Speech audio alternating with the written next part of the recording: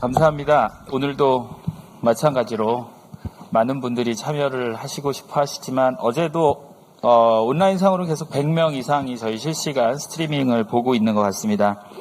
어제 세션들은 교육 세션이었는데 오늘 아침에 대학 원격교육 혁신 방안이라고 이제 교육부에서 지침을 내렸는데 그중에 원격 과목 개설 20% 제한 없앤다라는 부분과 이수학점 이수 대학 자율로 맡긴다. 그리고 100% 원격은 금지한다. 학생 평가 방식은 출석 평가 원칙 그리고 대학 자율에게 맡긴다.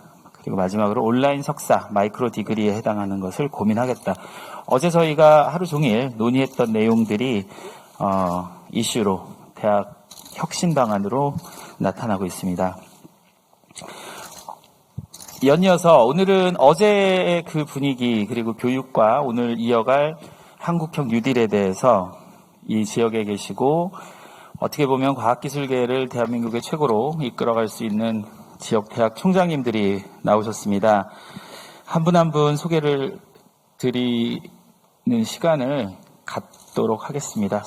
사실은 생략하려고 했는데 그냥 넘어가는 건 그렇습니다. 전남대학교 정병석 총장님 자리해 주셨습니다. 네, 광주교육대학교 최도성 총장님 자리해 주셨습니다. 네, 지스트 김기선 총장님 자리해 주셨습니다. 조선대학교 민영돈 총장님 자리해 주셨습니다. 네, 현재 한전공대 설립 추진위원장이시고 총장 후보자로 최종 확정되신 윤희준 교수님 오셨습니다. 네. 그리고 기후환경센터의 윤원태 대표님 오셨습니다. 예, 오늘 토론 방식은 정확하게 3분을 지키도록 하겠습니다. 그리고 2분 30초가 될 경우에는 차임벨이 울릴 거고요.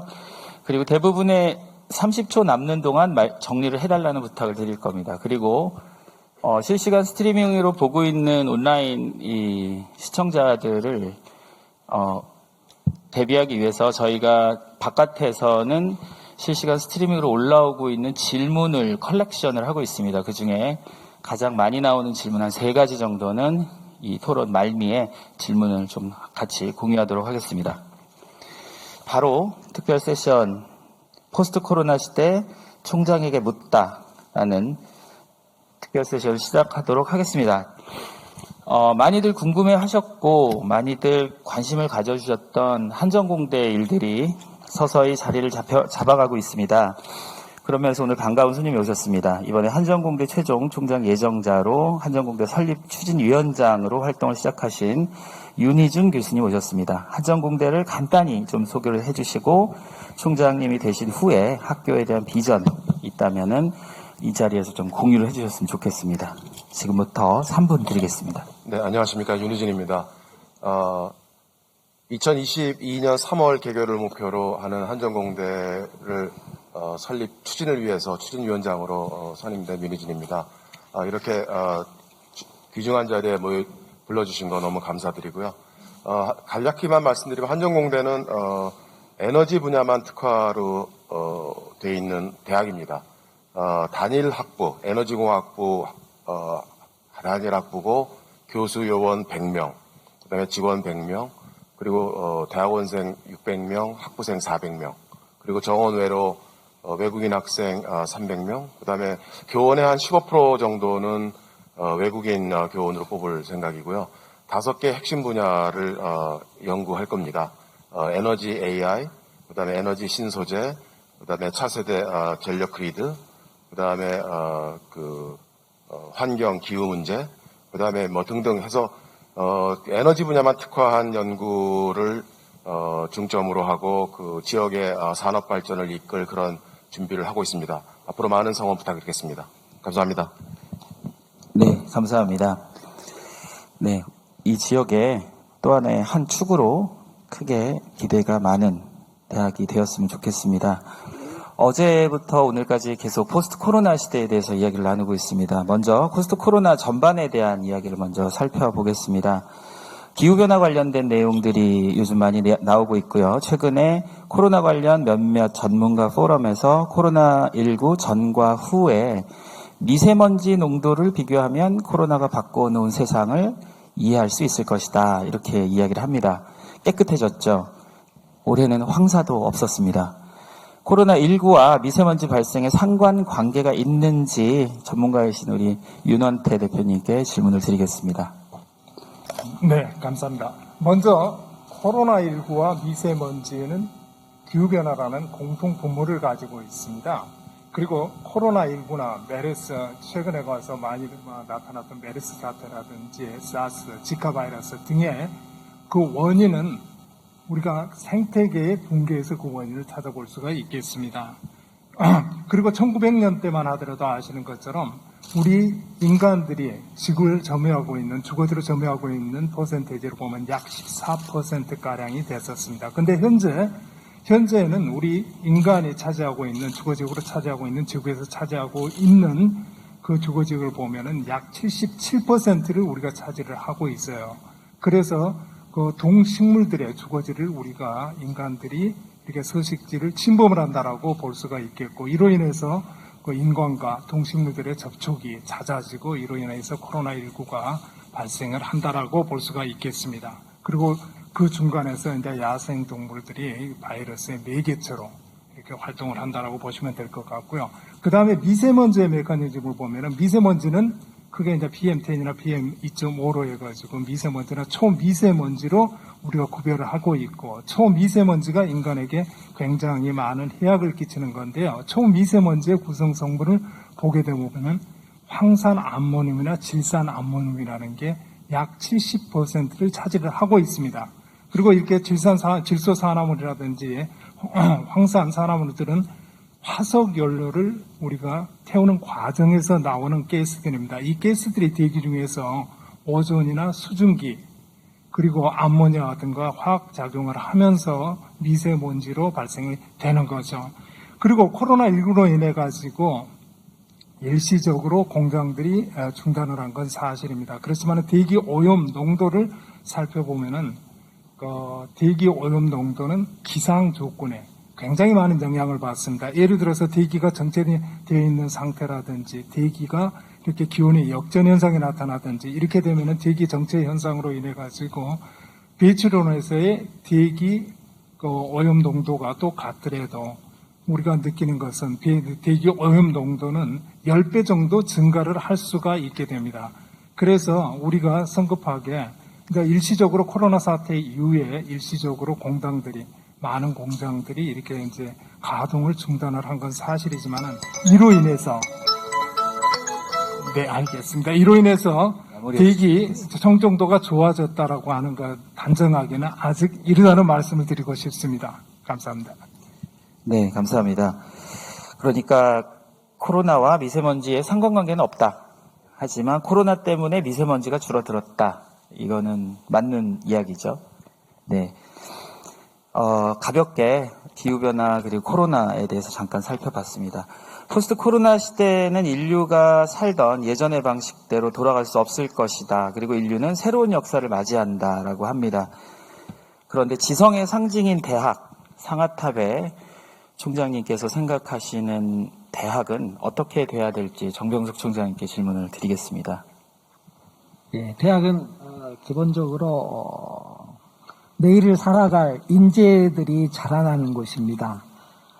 대학들이 해야 될 일은 그 인재들이 새로운 세상, 미래의 세상을 살아갈 수 있는 그런 능력을 제공해 주는 것이 책무라고 생각합니다. 근래 많은 우리 대학들이 4차 산업혁명이라고 하는 화두를 맞아서 새로운 시대에 적응할 수 있는 다양한 새로운 교육을 시도를 해왔습니다. 그런데 이제 코로나 발생으로 인해서 이제 언택트 시대, 단절의 시대라고나 할까요? 이런 새로운 또 상황을 맞이하게 됐습니다.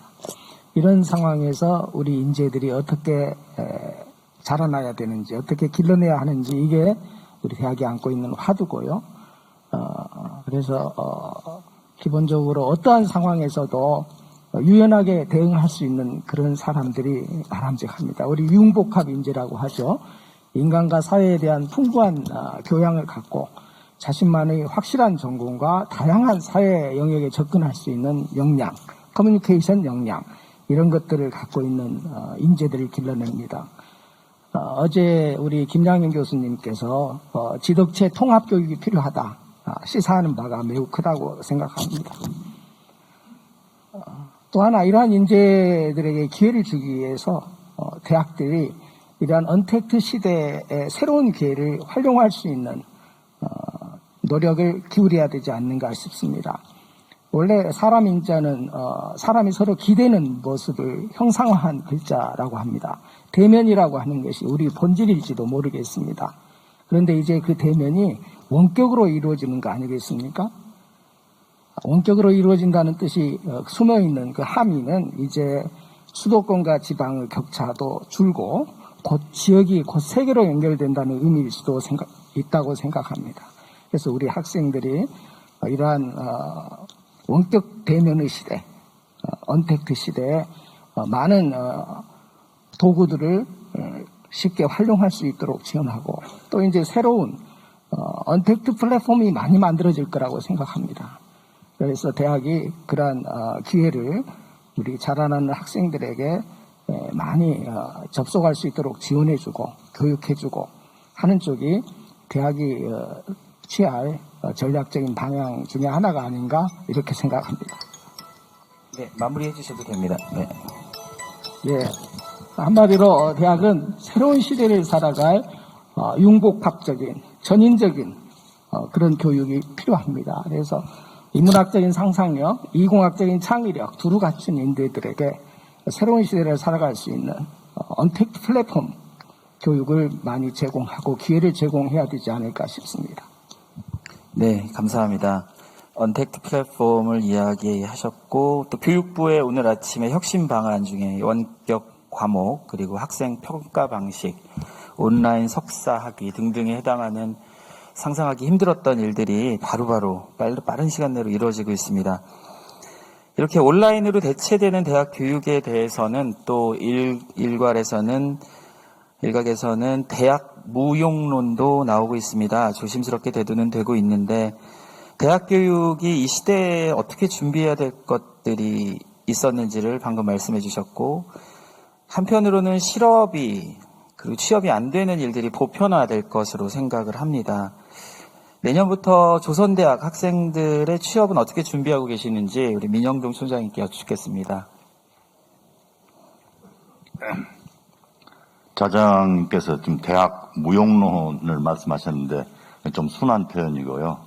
요즘 듣고 있는 이야기는 대학 붕괴론, 뭐 거기에다가 더 심하게 말하면 코로나로 인해서 대학 조기 붕괴론까지 나오고 있는 실정인데 그러한 용어를 쓰게 된 저간에는 대학이라는 곳이 지식 전달하는 곳이라는 국한된 개념으로 보기 때문에 나오지 않았을까 그렇게 생각을 합니다. 하지만 대학에서 하는 본질은 이 교육이거든. 지식 전달을 더 넘어서 하나의 학생들의 어떤 인격을 형성해주고 어떤 사고와 합리적인 사고 이런 것들을 갖출 수 있게 종합적으로 가르쳐주는 것이 인재를 키우는 것이 대학이지 단순한 지식 전달만 보면 요즘 뭐 인터넷 등등을 통해서 많은 걸 얻을 수 있습니다.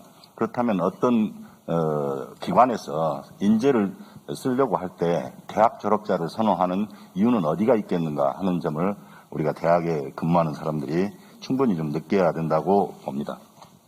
교육부에서는 발표를 했겠지만 조선대학교도 마찬가지로 이제 학교 학칙에 비대면 온라인 수업은 20% 미만으로 한다 했는데 아마 그게 역전이 될 거라고 또 예측은 하고 있습니다. 하지만 뭐 5대5 정도로 한다 하더라도 앞으로 대학은 이 블렌디드 렉처, 온, 오프 공용으로 하는 그런 교육이 필요하겠다. 오프라인 교육이 절실히 필요한 이유는 그렇습니다. 지금 온라인 교육으로 인해서 여러 교수님들의 의견을 들어보면 학생들이 학교에 와서 교수님과 직접 대화하고 상담하는 것을 굉장히 목말라 하고 있습니다. 그래서 거의 한두 달 만에 저희들은 방역대책만 충분히 세우면 이론 수업도 학생들을 불러서 같이 대면하면서 서로 상담하고 토론하고 하는 그런 수업을 권장을 하고 있습니다.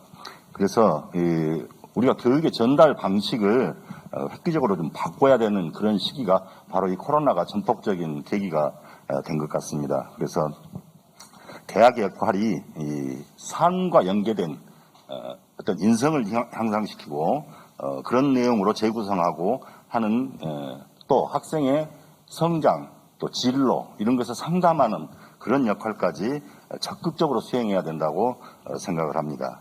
그래서 이 사회가 필요로 하는 사람 그리고 조직적인 사고방식, 사회를 아는 사고방식 그리고 토론할 수 있는 그런 인재들을 키우는 것으로 교육의 방향이 바꿔져야 된다고 그렇게 생각을 하고 있습니다.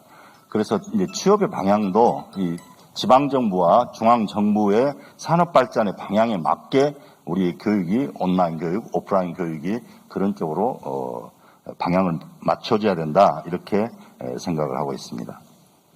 네, 감사합니다. 시간을 정확하게 지켜주셨고요. 그러기 위해서는 총장님들 이하 대부분의 교수님들의 권위 의식이 어느 정도는 많이 좀 포기를 해야 되는 상황으로 진행이 되고 있는 것 같습니다. 어제는 우리가 현장의 목소리를 좀 살펴봤습니다. 그 중에 저는 초등학교 교사로 오신 송 선생님의 이야기가 참 가슴에 와닿는데요. 학교 교육 현장에서 많은 일들이 있었고, 그리고 우리 송 선생님께서 말씀하신 부분이 교육 주체의 민주성과 유연한 학교 체제를 보장해야 된다라는 얘기를 하셨습니다. 사실 짧은 시간이어서 그런 이야기를 많이 못 나눴는데 최도성 총장님 주로 어떤 이야기인지 간략하게 좀 설명해 주십시오. 어제 와서 말씀해 주신 그 선생님 얘기를 통해서 사실은 현장의 얘기를 조금 들으셨겠지만 저처럼 이제 교육대학에 있고 그다음에 초중고 일선 현장하고 밀접하게 이렇게 관계를 가지고 그동안 현장을 이렇게 지켜봐온 사람으로서는 소위 그 학교나 선생님들의 상황을 뭐에 표현할 수 있냐면 소위 그 샌드위치에 표현할 수 있는 그런 상황이 지속되었다. 1학기 동안 저는 그렇게 표현을 하고 싶습니다. 코로나19라고 하는 감염병이 이게 어떤 지역의 상황도 아니고 또 국가만의 상황도 아니고 이건 세계적인 상황 속에서 정부나 교육부는 당연히 자기들의 할 바를 하기 위해서 학교에 많은 공문도 내리고 지시를 하지만 실제로 학교를 벗어나서 사회 속으로 들어가면 거기에는 학부모가 있고 그 다음에 또 시민들이 있고 그리고 지역사회가 있단 말입니다. 그러면 그 양쪽의 요구를 지금 학교는 무차별적으로 수용해야 되는 그런 하여간 샌드위치 상황에 있었습니다. 그렇지만 그렇게 가해지는 외부의 압력들을 근근히 견뎌내면서 저는 이번 1학기를 버텨왔다고 생각을 합니다. 그래서 여기에 이제 초중고 선생님들이나 아니면 유치원 직접 담당하신 분들은 참여하지 못하시고 우리 이제 총장님들이 주로 여기 계시지만 그 학교 현장에서 일어나는 그런 상황을 볼 때 이렇게 상황이 지속이 돼서는 우리 교육의 어떤 지속 가능성을 유지하기는 참 어렵겠다는 그런 어떤 반성의 시간이 아마 한 6개월 동안 진행이 되지 않았느냐 그렇게 생각을 합니다. 그 선생님 말씀 중에 조금 가슴에 와 닿았던 내용 가운데 하나가 학교가 기능을 멈추니까 학교가 제대로 보이기 시작했다 이런 말씀을 하셨거든요. 근데 그 얘기는 무슨 얘기냐면 과거에 우리가 공교육에 대한 많은 비판들을 해오면서 특히 그 속에서 활동하고 계시는 선생님들이나 교육 시스템에 대한 그 비난을 해왔지만 실제로 코로나19 상황이 돼서 학교가 멈추고 보니까 이게 학교만의 문제는 아니다. 이것은 선생님의 문제만은 아니다. 이건 결국 사회의 문제고 지역의 문제고 국가의 문제라는 것을 인식을 하면서 학교의 시스템이 어떻게 돼야 될 것인가 그리고 그 속에서 일하는 교사들과 또 관여되어 있는 학부모들 사회가 어떤 식으로 대응해야 될 것인가에 대한 나름대로 어떤 방향성, 지침을 우리에게 시사해 줬다고 생각을 합니다.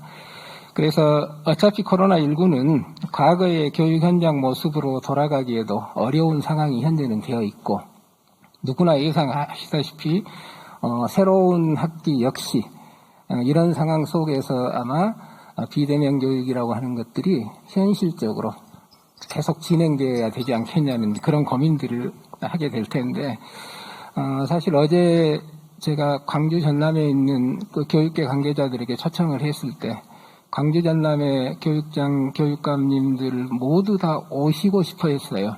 근데 그건 단적으로 뭘 말씀드리냐면 학교 현장에서 나름대로 대처를 해 가지만은 앞으로 어떻게 해야 더 효율적으로 학교 교육이 정상화될 것인가에 대한 고민들을 모두 교육 전문가들이 갖고 있다는 걸 의미하거든요.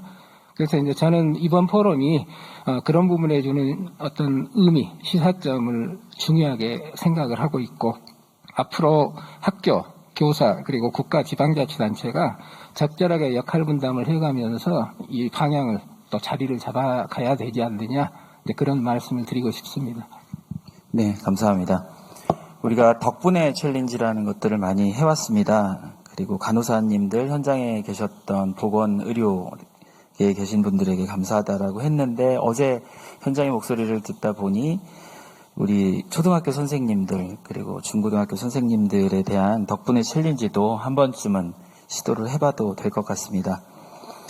그리고 어제 현장의 목소리 중에서 공연계 이인남 작가님의 공연계의 고충을 들었습니다.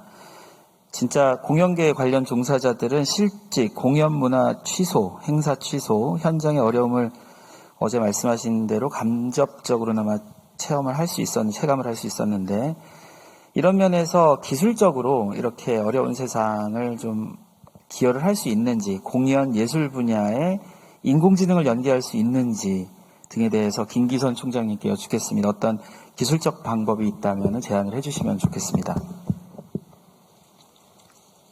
기술자에게 예술을 물어보는 것처럼 어려운 질문이 없는 것 같습니다. 저도 어제 현장의 목소리로 우리 지역에서 유명하신 이인남 작가가 그런 기그 이코노미에서 생기는 문제들, 그런 문제들이 얼마나 심각한가 하는 얘기를 들었습니다. 단순하게 공연이 대면 행사이기 때문에 또 공연 횟수가 제한됐기 때문에가 아니라 원래 공연 예술이라는 것 자체가 이미 기그라고 표현되는 기그 이코노미라고 표현되는 것처럼 오랫동안 약간 잊혀져 있던 영역에 있던 직업이 아닌가 하는 생각이 듭니다. 우리가 포스트 코로나 시대를 맞이해서 우리 트랜스포메이션에 대해서 얘기하는 것은 어쩌면 새로운 것이 아닙니다. 우리가 코로나19가 없었다고 하더라도 몇 년 후에 고민해야 됐던 것들이 이번 코로나로 인해서 강조될 뿐입니다. 우리 지역에서 조금 소외되고 또 잘 보이지 않는 곳에 있었던 많은 사람들, 또 많은 직업들, 많은 일들이 있었는데 그런 것들이 이런 코로나19하고 연결된 전환 포럼을 통해서 다시 한번 조명이 되는 것 같습니다. 오늘 이 총장 포럼 행사가 있기 전에 여러분들이 스크린에서 멋진 이인남 작가의 컨텐츠를 보셨는데 저는 소소하게 그 컨텐츠에 대해서 우리가 어떤 대접을 해줬는가 하는 질문을 스스로 던지고 싶습니다. 잠시 30초짜리 컨텐츠가 또 30초짜리 컨텐츠를 운영하기 위해서 여러 기그 피플들이 일을 했는데 그 사람들이 과연 적절하게 대접을 받았는가 하는 문제가 바로 코로나19가 우리한테 던지는 질문인 것 같습니다. 지금까지는 사회의 소외적인 영역이었다면 이제 과학기술이 같이 그런 피플들을 밝은 쪽으로 또 연대하는 쪽으로 끌고 나오는 것이 역할이라고 생각합니다.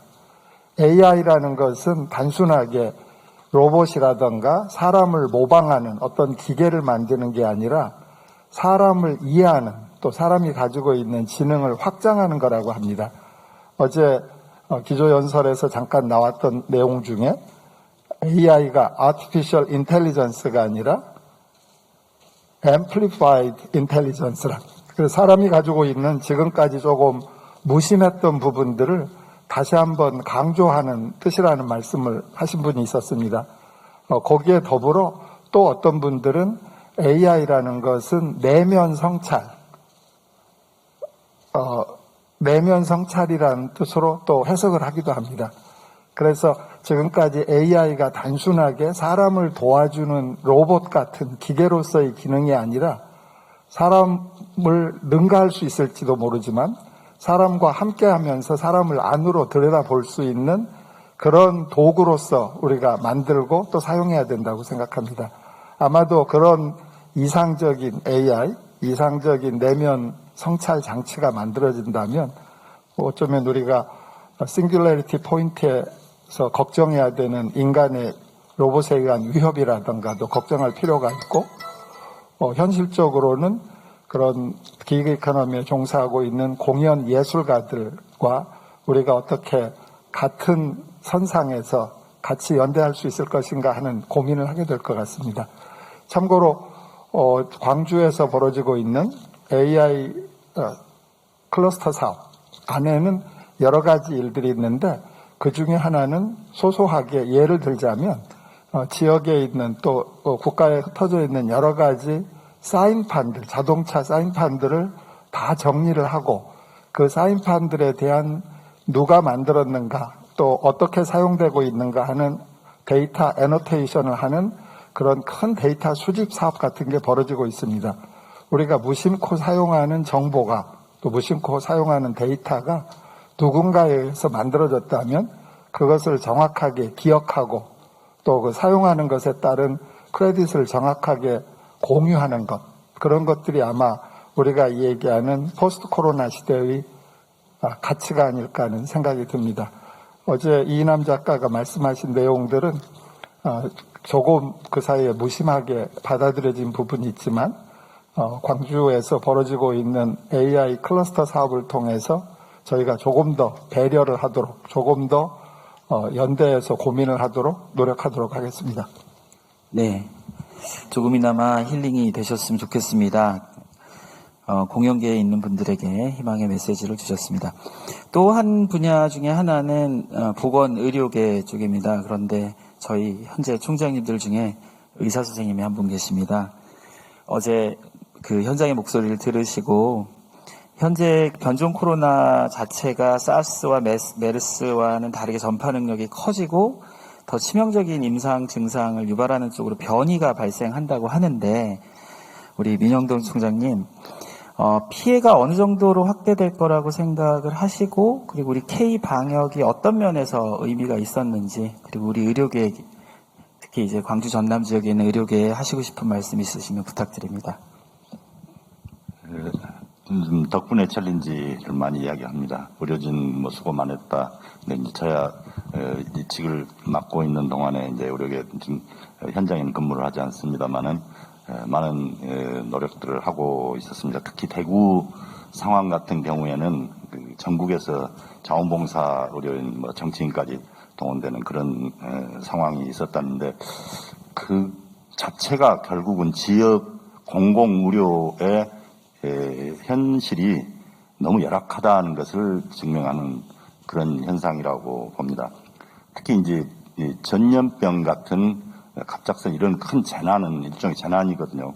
이런 재난은 지역사회에서 이걸 방역할 수 있는 자체 능력이 있어야만이 조속히 대응할 수 있고 이걸 확산을 차단할 수 있고 이런 전염병의 확산이 조속히 차단하는 것만이 또 지역사회 경제를 활성화시키는 그런 중요한 부분들이 맞물려 있기 때문에 지역 공공의료, 즉 의료에 있어서도 로컬라이제이션이 굉장히 필요한 부분인데 우리 국가 재정 형편상 그게 잘 돼 있지 않은 상황이고 특히 우리나라 의료가 체제가 민간 의료와 공공 의료가 거의 9대1 정도입니다. 그래서 많은 부분이 민간의 의료에 의지하고 있는 이런 형편이기 때문에 이게 이런 정기적이 아니고 산발적으로 벌어지는 이런 재난에 대해서 대비할 수 있는 역량이 많이 부족합니다. 국방의 의무, 우리 전쟁 수십 년간 일어나지 않아도 우리가 국방을 하고 군대를 유지하고 하는 것에 대해서 어떤 국민도 이것에 대해서 문제 제기를 하지를 않습니다. 당연한 거라고 생각하고 소방도 그렇고 하지만은 가장 중요한 건강 문제인 이 공공보건 문제만큼은 아직은 국민적인 인식이 좀 부족한 것 같고 상설로 유지할 수 있는 방역 의료 체제를 유지하기 위해서는 국가 재정이 필요한 형편이고 그렇게 하기 위해서는 행정부에서 그런 시스템을 만들어야 되고 그걸 뒷받침할 수 있는 의회의 승인도 필요합니다.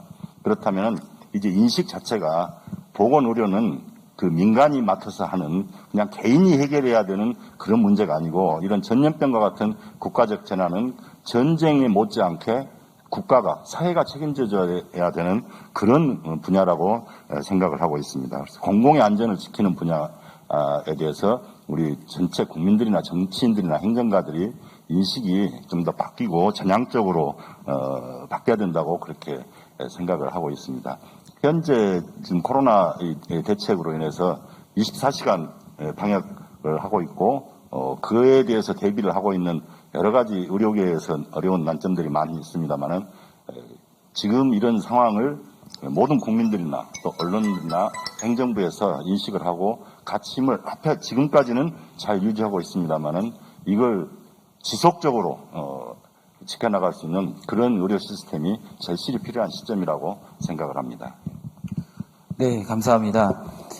총장님 말씀을 듣고 있다 보니까 저희가 20년, 30년 전에는 이런 단어가 없었습니다. 사이버 안보라는 단어가 없었고 그전에는 국경을 바탕으로 하는 물리적인 전쟁이라는 부분의 안보 의식이 있었는데 그러다가 안보 의식이 사이버 안보라는 부분으로 확장이 되고 국가의 안보 문제를 더 확장을 시켰고 이번 코로나를 통해서 총장님 말씀은 아무래도 인간 안보라는 쪽으로 좀 더 확장을 시켜서 정책을 마련하고 이 국가를 이끌어가시는 분들에 대한 안보 의식이 좀 더 휴먼에 가까운 그런 안보 의식이 됐으면 좋겠습니다.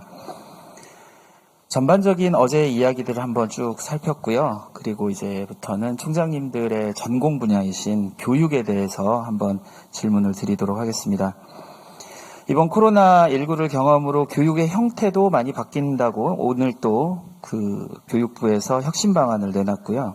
특히 온라인 교육이나 원격 교육 그리고 비대면 교육, 언택트 등에 해당하는 표현들이 많이 등장하고 있습니다. 그렇다면은 진정으로 원격 교육은 어떻게 변화할 것이라고 생각하시고 어디까지 갈 것인지 우리 최도성 총장님께 여쭙겠습니다.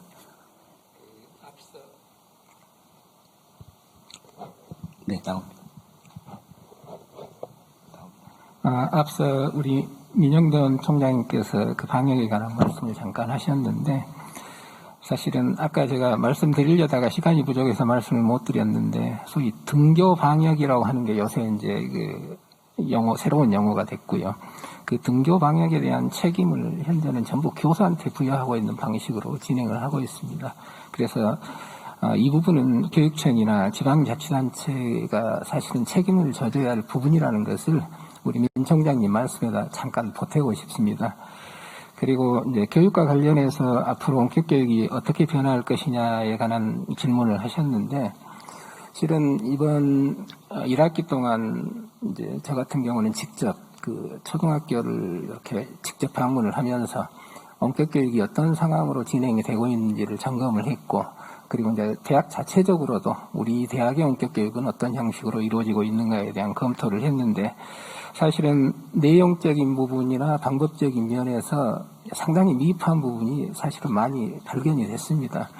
교육부에서는 K-EDU 이런 용어를 써가면서 우리나라의 이 코로나19 대응하는 과정에서 교육이 세계의 모델이 될 것이다. 이제 이런 얘기를 하고 있어요. 그건 전망이라고 생각을 합니다. 가능성은 충분히 있다고 생각을 하는데, 실제로 현장에서의 그 상당 부분의 모습은 기존의 비대면 교육, 즉 오프라인 교육을 그대로 컴퓨터상으로 옮겨놓은 상태의 수준, 그게 아마 과반수 이상은 되지 않을까 생각을 하고, 일부 아주 혁신적인 교사들이나 그런 학교들, 그리고 교수님 중에서 열정을 가지고 계신 교수님들이 거기에 새로운 방법들을 가미해가면서 실시간으로 상호 소통해 가시면서 이렇게 수업을 전개해 가시는 모습을 봤습니다.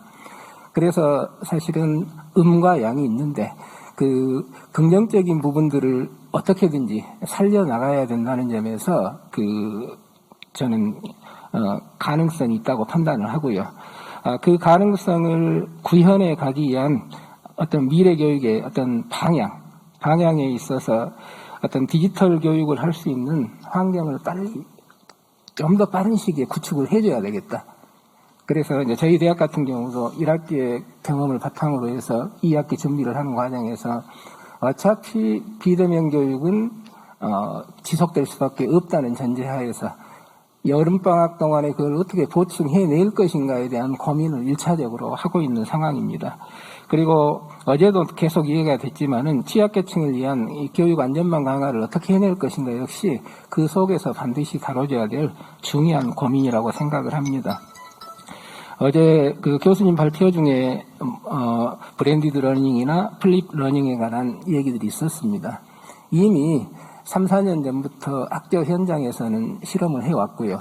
그 실험을 통해서 가능성을 충분히 보고 많은 교사들이 실제로 자기 수업 속에서 구현을 해가고 있는 상황입니다.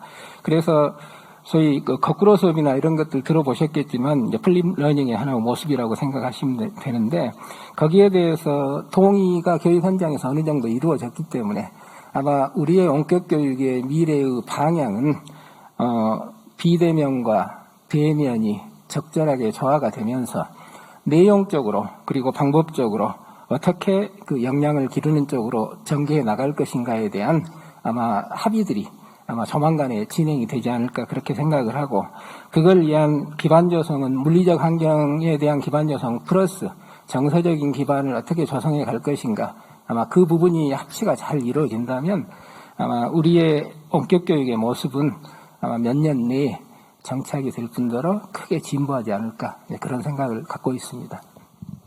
네, 감사합니다. 온라인과 물리적인 거리가 좀 온라인으로 통해서 줄어들었으면 좋겠다 이런 방향이신 것 같습니다. 마찬가지로 이 언택트 사회에 대해서 그리고 포스트 코로나 시대에 대해서 각 대학별로 지난 한 학기 동안 대학 혁신 구상들을 다들 구상을 하셨을 것이라고 생각합니다. 총장님들 앉은 순서로 최도성 총장님 제일 마지막에 한번 하시도록 하고 총장님들 앉은 순서로 이 시대에서 잘 갈 수 있는 우리 각 대학의 교육 혁신 구상에 대해서 간략히 좀 말씀 여쭙겠습니다. 정병석 총장님.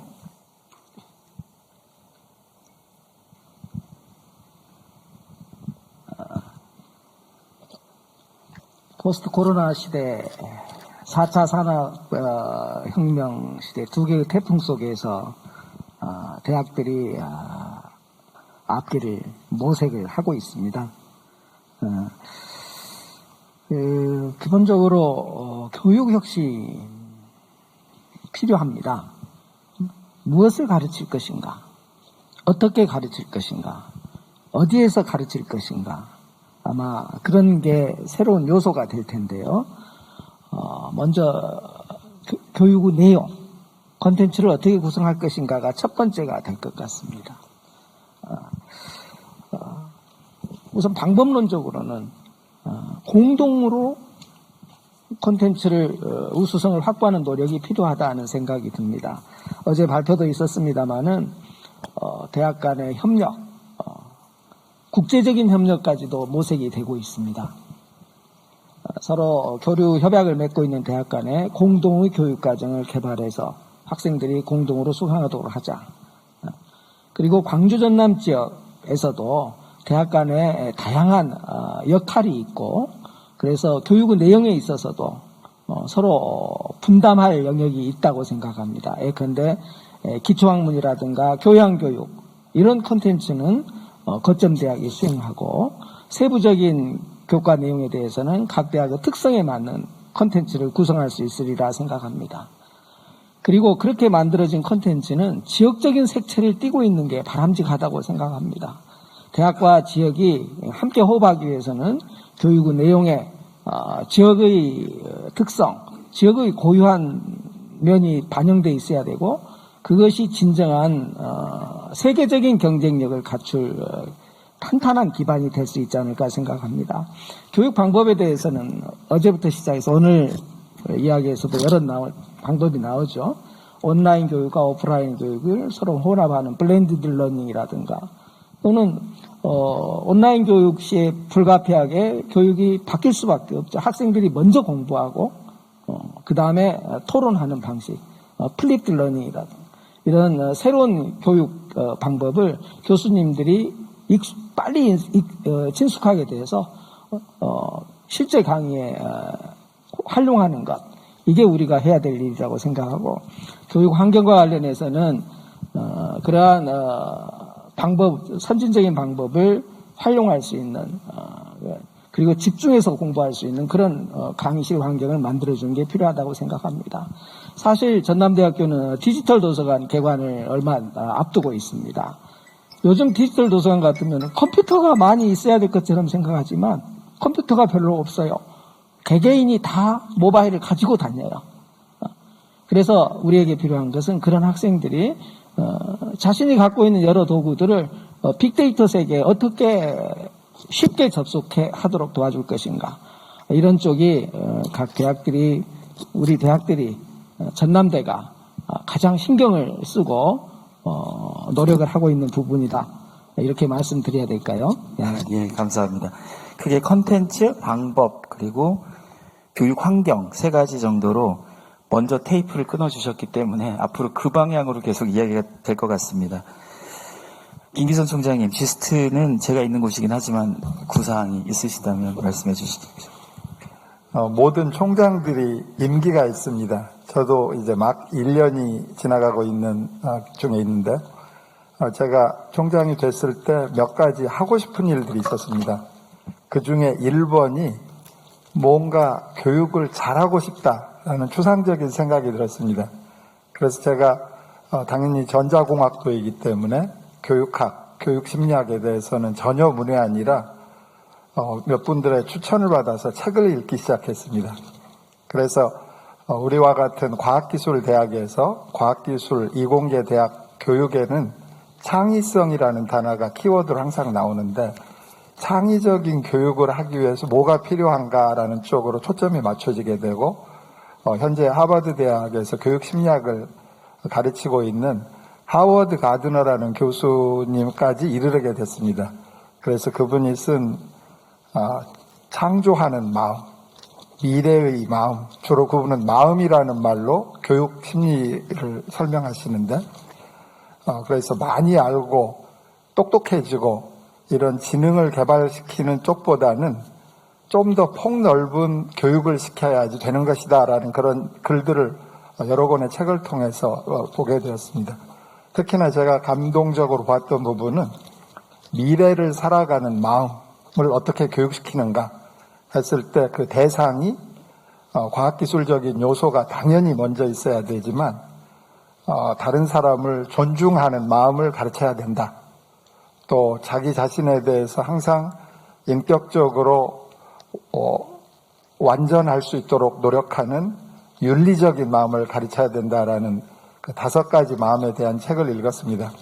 그래서 저처럼 어떤 보직자든 또 어떤 교수님이든 처음부터 교육에 대해서 전문성을 가지고 있지 않기 때문에 공부해야 된다고 생각해서 제가 총장이 된 1년 전부터 저희 보직자하고 관심 있는 교수님 10분이 교육혁신위원회라는 걸 만들어서 매주 최소한 2주에 한 번씩 책을 읽고 토론하는 미팅을 운영을 했습니다. 그러다가 발견한 일이 결국 교육을 잘 시키기 위해서는 새로운 걸 찾는 게 아니라 우리가 그전에 어떻게 했는가 하는 것을 분석하는 게 무엇인가, 그게 더 중요하다는 걸 느끼게 됐고, 광주과기원 GIST 대학은 겨우 10년밖에 안 됐기 때문에 지난 10년 동안에 우리가 노력했던 것들을 종단적으로 분석하는 작업을 했습니다. 총장이 바뀔 때마다 또 교수님 스타일에 따라서 교육 방법론이 계속 바뀌게 되는데, 그런 교육 방법론이 과연 과거에 있던 방법론이 그냥 묻혀지고 그냥 또 다른 방법이 제한되는 게 아니라 과거에서 뭔가 차이가 나는 부분, 개선된 부분을 발견하고 개선하고 하는 그런 과정들을 지난 6개월 정도 진행을 하고 있었는데, 우연히도 이 코로나19가 그 과정을 가속을 시켰습니다. 그래서 지금 우리가 얘기하는 여러 가지 형태의 디지털 컨텐츠를 만들어내는 컨텐츠 제조 방법부터 또 그 컨텐츠가 포함해야 되는 내용들, 그 컨텐츠 그 자체, 또 이런 내용이 교육자에서부터 피교육자에 전달되는 과정에서 어떻게 관리가 돼야 되는가, 또 어떤 철학이 있어야 되는가 하는 굉장히 큰 숙제가 교육 혁신의 전체적인 문제라고 생각합니다. 어쩌면 아마도 소크라테스도 똑같은 고민을 했을 거라고 생각합니다. 그래서 그 멋진 소크라테스의 산파술 같은 교육이 지금도 플립 러닝의 기본 배경입니다. 그래서 이런 과거를 들여다보고 과거에서 뭐를 배울 수 있을 것인가 가르치는 선생님들이 먼저 공부하는 것이 교육 혁신이라고 생각하는 것이 제스트 교육 혁신의 초점입니다.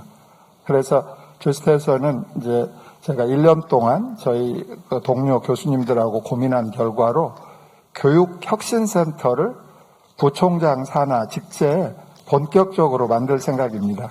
그래서 결국 새로운 것은 과거의 문제점부터 나오기 때문에 계속 분석하고 자료를 종단적으로 시간축에 따라서 계속 적응시키고 개선할 수 있는 방향을 만들어내가야 되었고, 그럴 때 필요한 여러 가지 도구들은 여기저기서 많이 가져올 수 있을 거라고 생각합니다.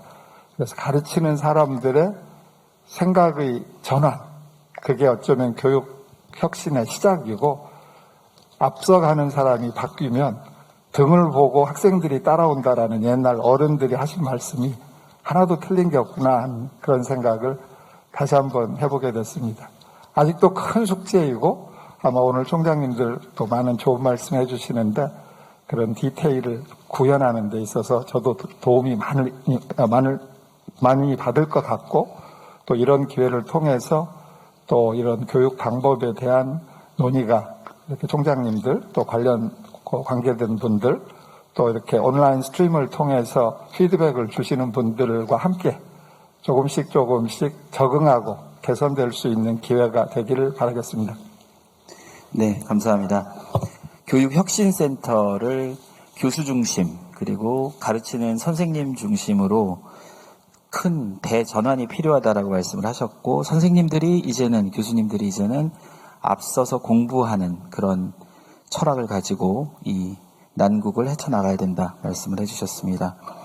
다음으로 민영돈 총장님 조선대 어떤 교육혁신구상 부탁드리겠습니다. 예, 우리 자장님께서 면서두에 이 코로나로 인해서 다시 되돌아갈 수 없는 길을 가고 있다고 이야기하셨습니다. 저는 저희 처장님들, 각 과장님께 우리가 가고 있는 길이 한 번도 가보지도 못한 길을 가고 있다. 그래서 이걸 만들어내면서 길을 닦아가면서 가는 그런 상황입니다. 어떤 지침을 원하기도 합니다. 많은 교수님들이 교무처에서 이러이러한 온라인 교육에 대해서 지침을 달라. 교수님 재량껏 하십시오. 이런 재량들이 교수님들마다 모여서 가장 좋은 교육 방법을 찾아가는 과정이라고 생각합니다. 여기에 한 번도 가보지 못한 길을 전 세계 어디에서도 지금 이런 상황에서 어떻게 교육을 해야 올바른 맞는 교육이냐 하는 것은 우리 스스로 만들어갈 수밖에 없다고 생각을 합니다. 그래서 저희 대학에서는 온라인 교육, 이제 비대면 교육을 시작하면서 여러 가지 방법들이 있습니다만은 예를 들어서 그냥 녹화해서 촬영해서 올리는 방법도 있고, 이제 유튜브나 또는 K문크 같은 경우는 보조 자료로만 사용할 수 있도록 그렇게 하고 있습니다. 또 온라인 스트리밍으로 또 스트림야드를 개발해가지고 화상 채팅하고 실시간 대화할 수 있는 방법도 있고, 이것을 뭐가 정답이니까 이렇게 하십시오라기보다는 각 교수님들이 알아서 선택을 하고 그걸 꼭 학생의 반응까지 곁들여서 얘기를 해나가면서 학습 방법을 개발해 주십사. 그래서 교수님들이 자기가 했었던 강의에 대한 또 공모전도 합니다. 우수 강의 내용을. 그래서 우리가 시상도 하고 그러는데, 그러면서 서로 교수와 교수들 간에 서로 벤치마킹하고 배워가고 이런 과정이 있습니다.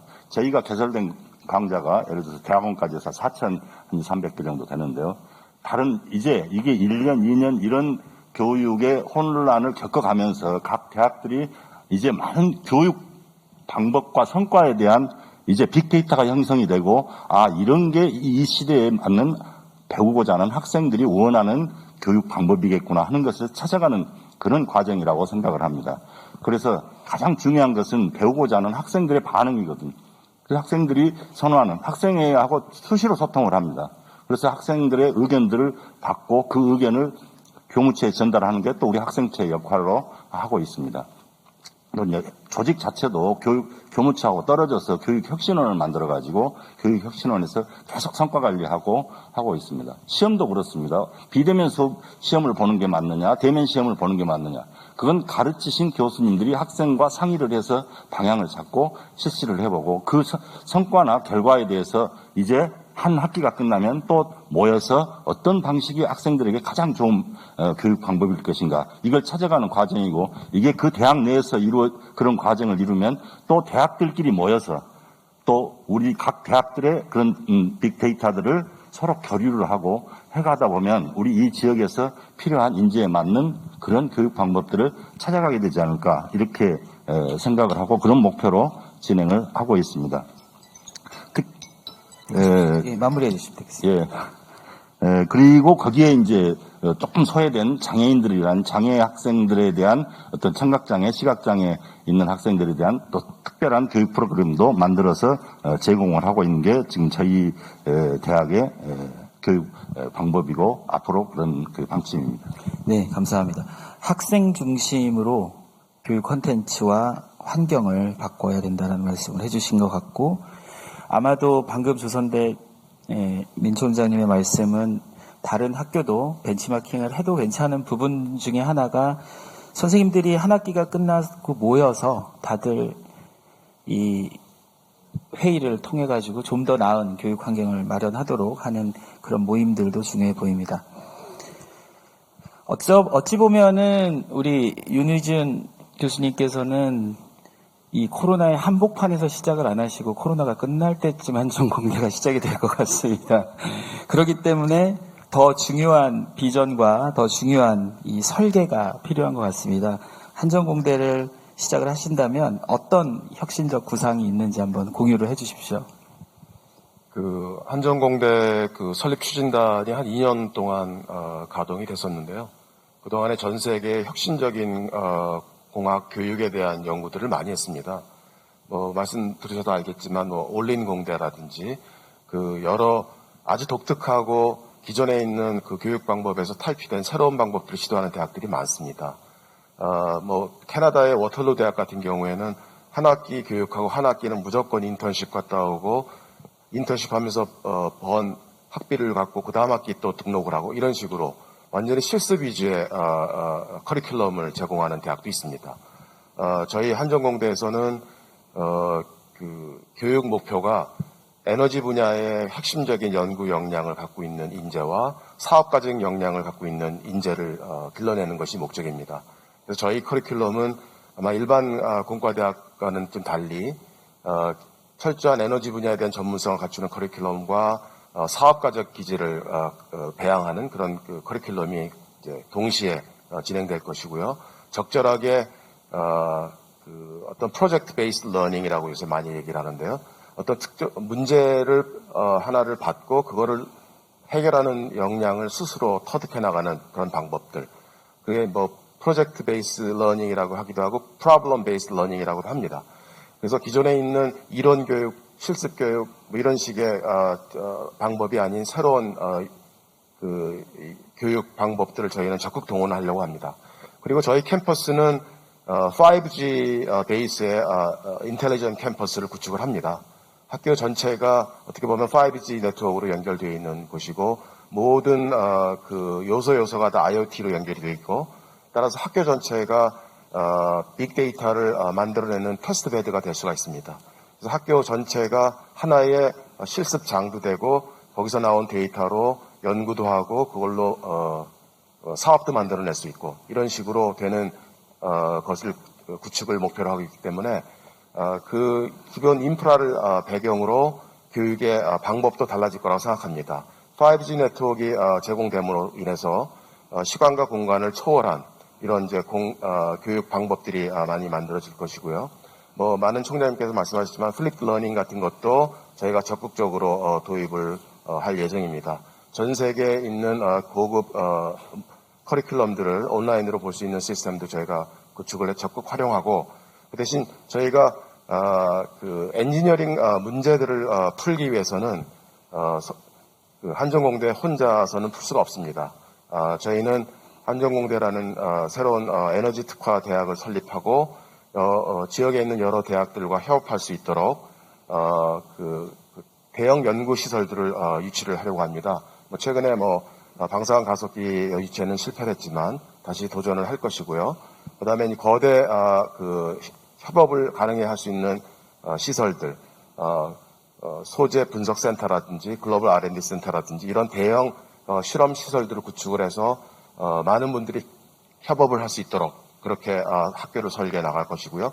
그런 협업을 통해서 학생들이 육성이 될 수 있도록 할 예정입니다. 그리고 전 세계적인 연구 인력들과 소통하는 것이 굉장히 중요하기 때문에 아마 커뮤니케이션 스킬을 아주 중요한 커리큘럼으로 반영을 해서 집어넣을까 하고 생각을 하고 있습니다. 이상입니다. 네, 감사합니다. 지금 우리는 총장님들을 통해서 교육에 대한 우리 포스트 코로나 시대의 준비 방향 그리고 교육 혁신에 대해서 이야기를 하고 있습니다. 최도성 총장님이 먼저 시작을 하셨기 때문에 이제 마무리를 최도성 총장님께서 해주시면 좋을 것 같습니다. 교육 혁신 구상도 있고 또 많은 혁신 구상의 또 반대급부로 필요로 하는 것이 교육에 대한 격차 이야기가 나왔고요. 그 격차를 해소하기 위한 포용적 교육이라는 단어도 어제 나왔던 것 같습니다. 같이 묶어서 광주 교대의 교육대학교의 혁신 구상과 그리고 포용교육이란 무엇인가? 우리는 포용도 잊지 말아야 된다라는 걸 한번 질문을 드리겠습니다. 김기선 총장님 말씀을 듣다 보니까 오늘이 7월 3일인데 제가 7월 5일부터 임기를 시작해서 딱 이제 1년이 돼가는 것 같네요. 그래서 우리 사회 보시는 사회자님하고 총장님 얘기를 들으면서 1년을 짧은 순간에 회상을 좀 했습니다. 회상을 하면서 우리 대학의 강주교대만의 혁신 방안 질문에 대해서 몇 가지 그 생각들이 이렇게 스쳐가는 것들이 있어서 잠깐 말씀드리도록 하겠습니다. 제가 교원양성대학 총장으로서 늘 가슴에 새기고 다는 문장 하나는 교육의 질은 교사의 질을 뛰어넘을 수 없다는 문장 하나, 그 다음에 교육의 질이 결국은 대한민국 그리고 우리 지역사회의 미래를 결정한다는 그 말, 그 두 개를 늘 가슴에 담고 1년 동안 살아왔고 아마 앞으로도 아마 그렇게 살아가리라고 생각을 합니다. 우리 정정석 총장님이 처음에 말씀해 주신 대학 간의 협력 필요성은 사실은 저희도 절감하고 있는 부분 가운데 하나고요. 특히 코로나19 상황 속에서 이렇게 허둥지둥 1학기를 보내는 과정 속에서 지역 대학 간의 협력 체계가 미리 좀 잘 구축되어 있었고 이런 자원에 대한 공유 시스템이 잘 갖춰져 있었다면 우리가 시행착오를 더 많이 줄이지 않았을까 하는 그런 아쉬움이 있었습니다. 그래서 아마 전남대학이 지역의 중심대학으로서 그런 역할만 해주신다면 저희 대학은 언제든지 같이 이렇게 힘을 보태서 해나갈 수 있다는 말씀을 드리겠습니다. 그리고 지스트에서 교육혁신센터에 관한 말씀을 하셨는데 사실은 저희도 가능하면 그 혁신센터에 같이 하면서 우리 지역의 교육혁신에 대해서 같이 기여를 하고 싶습니다. 총장님에게 그건 저희들이 좀 부탁을 좀 드리겠습니다. 저희는 이제 소규모 대학이기 때문에 사실은 그동안 시설에 대한 재정 투자나 이런 부분이 상당히 열악했고 특히 이번에 코로나19를 겪으면서 그리고 미래 교육에 대한 생각을 다시 정립을 하면서 1차적으로 공간 혁신에 대한 필요성을 사실은 절감을 하고 있습니다. 저희 대학 같은 경우 역사를 100년 역사를 가지고 있지만은 그동안에 갖춰져 있는 또 학생들의 공간이라고 하는 부분들은 정말 열악했고 미래 사회를 대비하는 소위 미래교사 양성을 위한 공간으로서는 부적절하다는 생각들을 그동안 쭉 해왔거든요. 그래서 첫 번째 그 과제로 생각하고 있는 것은 정말 혼합학습이 가능한 그런 학습을 촉진할 수 있는 공간들을 좀 적극적으로 혁신해서 예비교사들이 충분한 경험을 대학생활 속에서 쌓고 나갈 수 있도록 만들어줘야 되겠다. 그게 총장으로서 생각하고 있는 첫 번째 내용입니다. 그리고 여러 총장님들이 말씀하신 다양한 교육 프로그램과 관련해서 교육을 담당하고 있는 저희 대학이 교육 프로그램에 대해서 한 발이라도 더 앞서 나가야 된다는 생각을 가지고 있고 그 프로그램은 대학만의 프로그램이 아닌 유치원 또는 초, 중, 고등학교 프로그램과 직접적으로 연계돼서 같이 진행이 되면서 정착을 시켜 나가야 된다는 그런 생각을 가지고 있습니다. 아마 그런 과정을 밟아가면서 대학 간 협력, 그다음에 지역사회 간의 협력이 유기적으로 이루어진다면 어제 나온 얘기 중에 포용교육이라고 하는 부분도 충분히 가능하지 않겠느냐 이제 그런 생각을 해봅니다. 포용교육의 핵심은 학력의 양극화나 또는 교육 격차, 특히 비대면 수업에서 발생할 수 있는 디지털 격차를 어떻게 해소할 것이냐에 관한 문제고, 그 문제는 연대와 협력이 없이는 사실은 해결이 불가능하다고 생각을 합니다. 그래서 뭐 저희 대학뿐만 아니고 우리 전남대학이나 또 조선대학 또 그다음에 지스트와 함께 이 지역에서 연대와 협력을 해가면서 같이 함께 이런 교육 격차를 해소해 나가기 위한 노력을 저희도 같이 하도록 그렇게 하겠습니다. 특히 이제 교육 격차의 핵심에 기초학력 미달이나 학습 부진 학생들이 상존해 있는 상황이기 때문에 이제 그런 부분에 대해서는 특히 교육청과도 협력이 필요한 부분이라고 생각을 해서 저희들이 광주교육청이나 전라남도 교육청과 이 부분에 대해서도 적극적으로 협력해서 해소해 나가는 방법으로 아마 진행을 한다면 정말 우리 지역의 포용교육이라고 하는 모습이 구체적으로 그리고 실질적으로 효과를 거두지 않겠느냐 그런 생각을 해봅니다. 네, 감사합니다. 짧은 시간에도 포인트를 정확하게 짚어주신 것 같습니다. 또 한 번 비슷한 얘기가 나오는 것 같습니다. 각 대학의 연대와 협력 그리고 성공 사례를 좀 공유했으면 좋겠다. 그래서 분명히 대학별로 다른 성공 사례들이 있을 것으로 보니 총장 포럼은 한 학기에 한 번은 꼭 해야 되겠다라는 생각을 좀 해봅니다. 네, 교육에 대한 부분을 대부분 이제 논의를 했고요. 그리고 이제 오늘이죠. 이제 오늘 우리가 한국형 뉴딜이란 부분에 대해서 논의를 하고자 합니다. 워낙 뉴딜이라는 얘기가 짧은 시간에 많이 언급되고 있습니다. 그리고 디지털 뉴딜, 그린 뉴딜, 그리고 한국형 뉴딜, 뉴딜이라는 단어를 사용하고 있습니다. 이 지역의 미래가 또 뉴딜에 달려 있다고도 하고 있습니다. 그런데 정병석 총장님, 뉴딜이 뭔가요?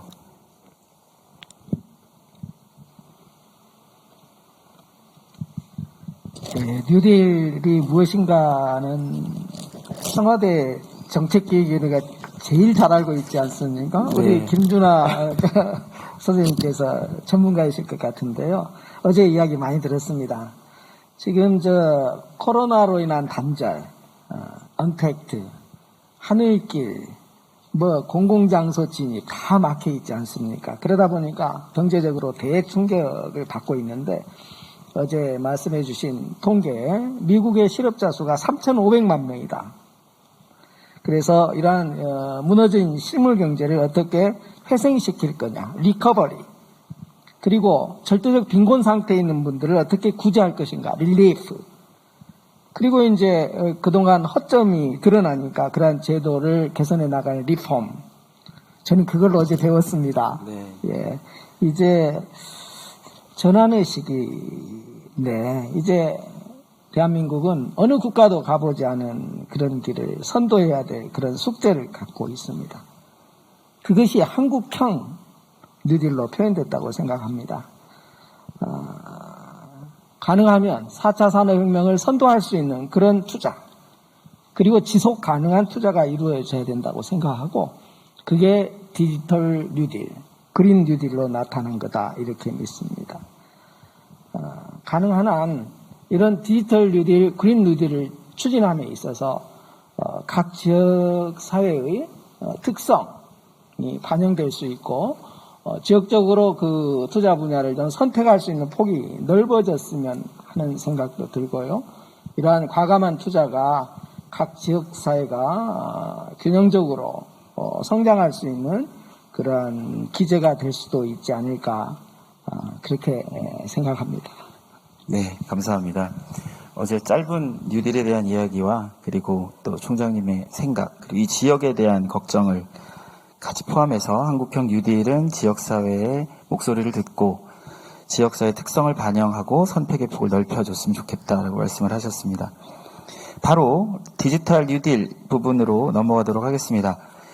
미래 시대를 이야기할 때 디지털 전환이라는 사회 이야기를 많이 합니다. 인공지능, 빅데이터, 자율주행차, 드론 등 우리나라가 세계에서 가장 빠른 디지털 전환을 할 것이라는 외국 전문가들의 이야기도 많이 전해지고 있습니다.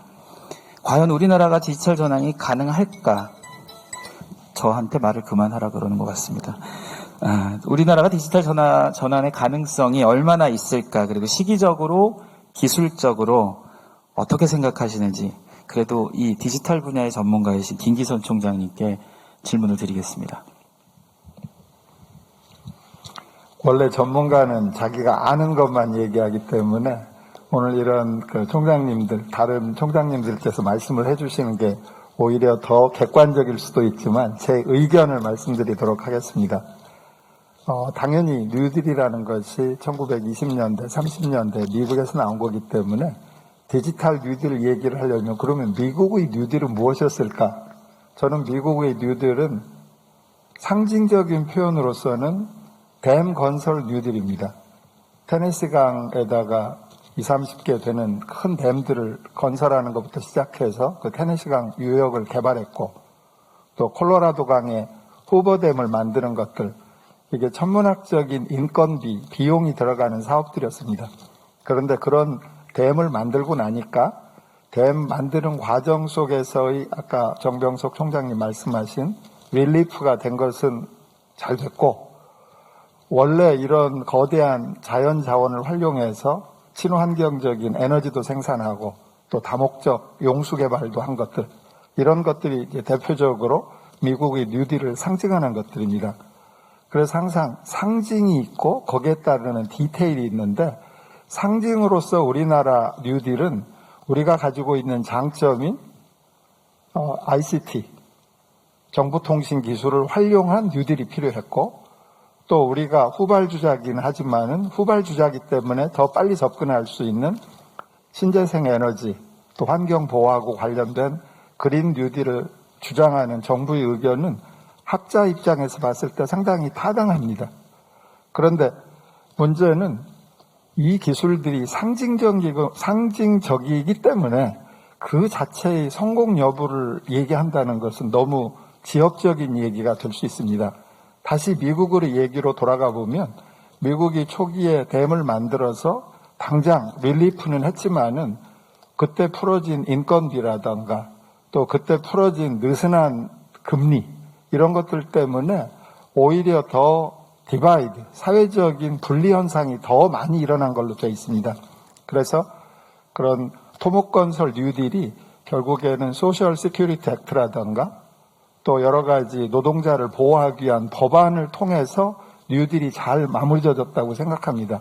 물론 그 시간은 10년 이상 이렇게 긴 시간 동안에 벌어진 일입니다.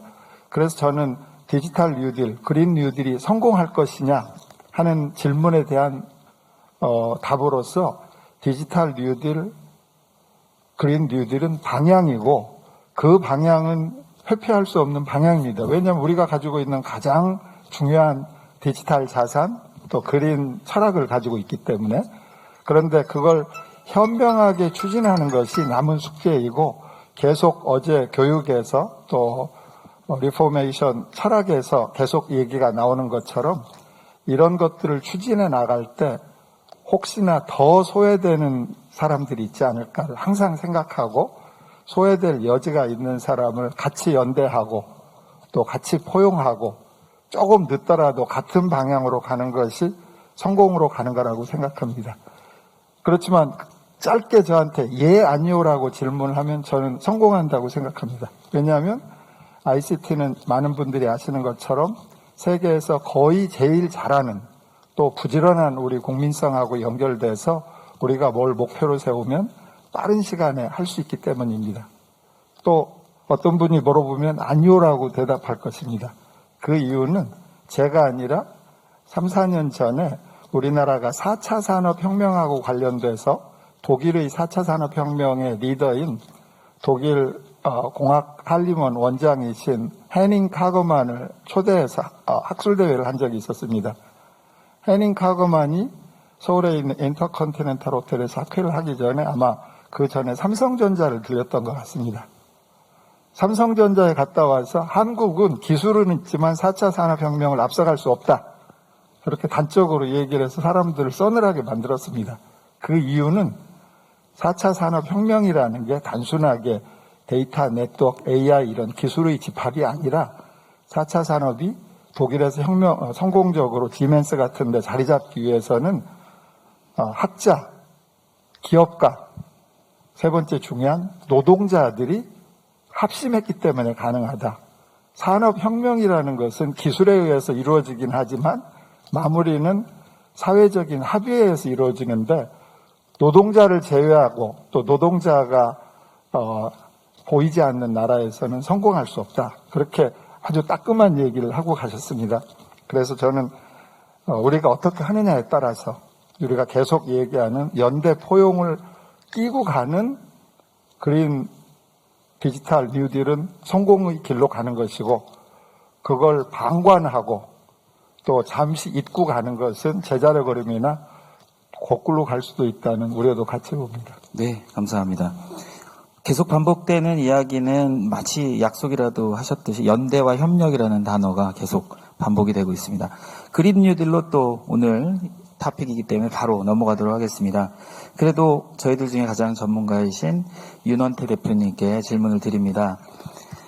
탄소 발자국을 줄이는 전 세계 그린 뉴딜, 그리고 한국형 뉴딜에서 그린 뉴딜이 빠져 있다. 그리고 그 그린 뉴딜에는 우리나라의 에너지 전환이 필수적이다.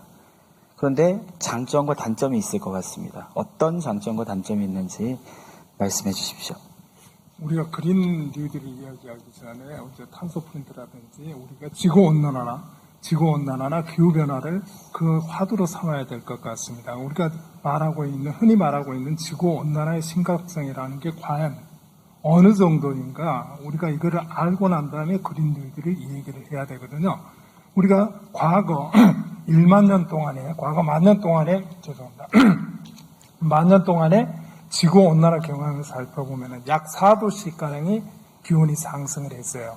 그러는데 지난 100년 동안의 기온 상승폭을 보면 약 1도씨가량 기온이 상승을 했습니다.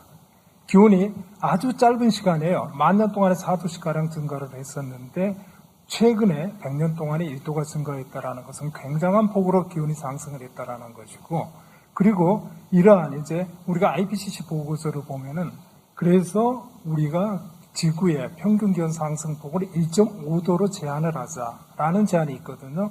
우리가 그러면은 지구가 1.5도가 기온이 상승을 한다라면은 어떠한 요인에 처하게 되는가? 과학자들은 이제 상시적인 자연재해의 피해에 이렇게 노출이 된다라고 합니다. 1.5도씨가 상승을 하게 될 경우. 그럼 과연 2도가 상승을 하게 되면 어떻게 될 것인가? 2도가 상승을 하게 되면은 지구가 바로 탄력성을 잃어버리고 회복할 수 있는 탄력성을 잃어버리는 그러한 경계, 티핑 포인트라고 그러죠. 이게 바로 2도씨라고 합니다. 그래서 지금 그러면은 과연 이대로 우리가 경제 성장을 지속을 하고 사회 발전을 지속을 한다라면은 현재 우리가 1도씨의 기온 상승을 가져왔는데 1.5도씨가 도달하는 시기는 과연 언제인가? 과학자들이 말하기는 8년에서 9년 정도밖에 남지가 않았다라고 합니다. 그래서 IPCC 보고에서 1.5도로 기온 상승폭을 제한을 하자라고 하는 겁니다. 그래서 여기에서 연관해서 그린 뉴딜이라는 것이 이제 이러한 기후 위기에 대응을 하고 사회 불평등을 해소를 하면서 우리가 동시에 4차 산업혁명 기술과 녹색 성장 기술들을 융합한 사회 인프라를 구축을 하면서 여기에서 우리가 새로운 고용을 창출하고 지속적인 사회 성장을 이끌어가자라는 그러한 정책이 저는 바로 그린 뉴딜 정책이라고 생각을 합니다. 네, 감사합니다. 네, 오늘 오후에도 관련된 논의들이 계속 진행될 예정입니다. 그럼 이 타이밍에서 우리가 디지털 뉴딜과 그린 뉴딜을 동시에 고민을 해야 되는 부분에 또 어려운 질문을 드리겠습니다. 윤희준 교수님. 디지털 뉴딜과 그린 뉴딜 정책을 만들어야 되고 우리가 정책을 고려한 한전공대의 발전 전략과 지자체와의 협력 방안, 어려운 질문입니다. 가능하시면 3분 내로 말씀해 주시면 좋을 것 같습니다. 네, 굉장히 어려운 질문을 주셔서 감사합니다. 한전공대는 제가 앞서 말씀드린 바와 같이 그 에너지 산업에 특화된 전문 대학입니다. 에너지 문제, 미래 에너지에 대한 문제를 선제적으로 연구하고 그거를 사업화로 이끌어 나갈 기술과 인력을 양성하는 대학입니다. 한전이 나주로 본사를 옮겼는데요. 한전에 대해서 잠깐 먼저 말씀을 드리면 2016년에 포브스라는 잡지에서 전력회사 랭킹을 매긴 적이 있었는데 그때 1등을 했습니다. 그리고 작년에 매출이 59조인 회사입니다. 이런 회사가 호남권에 본사를 옮겼다는 것은 대단한 일입니다. 그리고 한전이 고민하는 문제는 전 세계적인 문제입니다. 지금 이제 이 전남도에서 여러 가지 이제 그 에너지 관련된 이슈를 고민하고 계십니다. 블루 이코노미 6대 프로젝트라는 것 중에 하나가 이제 에너지 신산업인데요. 에너지 신산업에 관련된 프로젝트 일환으로서 최근에 신안의 풍력발전소 착공식이 있었지 않습니까? 그런데 이제 그 실제로 풍력발전소에 들어가는 요소 기술을 제가 산업부분들하고 얘기를 해보면 거기에 블레이드라든지 타워라든지 이런 것들에 대해서는 국산 기술이 많이 들어가 있는데 실제로 발전 설비에 들어가 있는 핵심 기술들은 아직 외국 기술이 많습니다. 그러니까 그런 것들에 대한 기술 개발할 수 있는 것들은 무궁무진하게 있다라는 거고요. 그다음에 이제 그 한전에 필요한 기술들을 저희가 이제 연구를 하고 그 기술들을 개발을 하고 그 기술을 사업하는 기업들을 만들고 그게 다시 한전에서 구매해주는 이런 선순환 구조가 만들어지게 되면 이 호남 지역에 에너지 신산업 분야의 하이텍 기업들이 어마어마하게 생길 가능성이 높습니다. 이 찬스를 잘 살려서 저희가 이 한전을 필두로 한 이 호남 지역의 그린 뉴딜 쪽에 전 세계적인 에너지 분야의 그 신기술을 선도하는 그런 이 지역이 될 수 있다라는 가능성이 있다라는 걸 말씀드리고요. 그래서 저희 한전공대는 이러한 그 그린 뉴딜 사업, 전라남도의 그린 뉴딜 사업과 특히 이제 광주과기원에서 그 인공지능 관련된 그런 이 광주의 디지털 뉴딜 사업을 주도하고 계십니다. 그래서 이 전남 지역이 에너지뿐만 아니라 인공지능 관련된 여러 분야에서의 연구 개발을 선도할 수 있는 그런 지역이 될 것이고 그런 이 모든 그 역량을 결국은 사람이 하는 것이고요. 그래서 이러한 이 변화에 주도를 할 수 있는 핵심 인력을 공급하는 그런 한전공대가 되도록 노력을 하도록 하겠습니다. 네, 이상입니다. 감사합니다. 네, 윤희준 교수님께서 언급하신 지스트 총장님께서 디지털과 그린 뉴딜의 이 정책들을 고려한 지스트 발전 전략과 또 지자체 협력 방안 말씀해 주시면 좋을 것 같습니다. 지자체 얘기를 하기 전에 제가 조금 구닥다리 사람이라 그런지 10년 전으로 잠깐 돌아가 보시기로 하겠습니다. 10년 전에 가장 큰 국가가 한 가장 큰 정책 결정 중 제가 생각할 때 가장 중요했던 것이 혁신도시 사업이라고 생각합니다. 10년 전에는 믿어지지 않았는데 10년이 지나고 난 다음에 실제로 빛가람 혁신도시에 한전이 이사 오고 또 여러 정보통신 관련된 기관들이 내려왔습니다. 이런 것들이 바로 저는 미국도 그렇게 잘 하지 못한 뉴딜의 한국판의 시작이라고 생각합니다. 뉴딜의 또 다른 중요한 부분은 뉴딜은 국가가 선도한다는 것입니다. 어쩌면 1910년, 20년대 미국이 결국에는 공항까지 이어지게 되는 그런 무절제한 경제사회 형태가 있었는데 어쩌면 우리도 그런 그 경제사회적인 행태를 한번 분석해야 될 때가 온 것 같습니다. 그래서 10여 년 전에 이유도 없이 자꾸 중앙 집중 또 글로벌라이제이션으로 너무 치닫는 것에 대한 큰 브레이크를 걸은 것이 혁신도시 1.0 사업이었습니다. 그런데 그때는 할 수 있는 것이 기관을 재배치하는 것밖에 없었기 때문에 광주에는 어떤 회사가 가야 되는가, 부산에는 어떤 기관이 가야 되는가, 이런 식으로 그냥 탁상에서만 논의를 했었습니다. 그럴 때 광주하고 전남은 혁신도시는 지역이 같이 해야 된다. 그래서 같이 하기로 하고 광주와 전남을 상징하는 빛가람 혁신도시라는 우리나라에서 유일한 그 두 지자체 사이에 혁신도시를 만들었고, 그 내용을 정할 때 저도 학교에서 보직을 했기 때문에 열심히 쫓아다녔는데, 미래산업은 에너지와 정보통신이다라고 두 개를 집었습니다.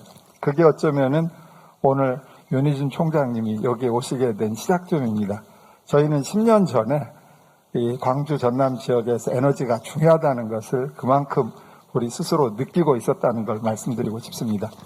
그러면은 그런 이제 그 영역 나눔, 그 다음에 방향 결정이 있으면 구체적인 액션 플랜이 들어가야 되는데, 안타깝게도 지난 10년 동안에 느릿느릿 움직여서 현재 상태는 빛고울 혁신도시에 가보면 건물들과 아직은 개발되지 않은 듯 보이는 큰 길들밖에 없습니다.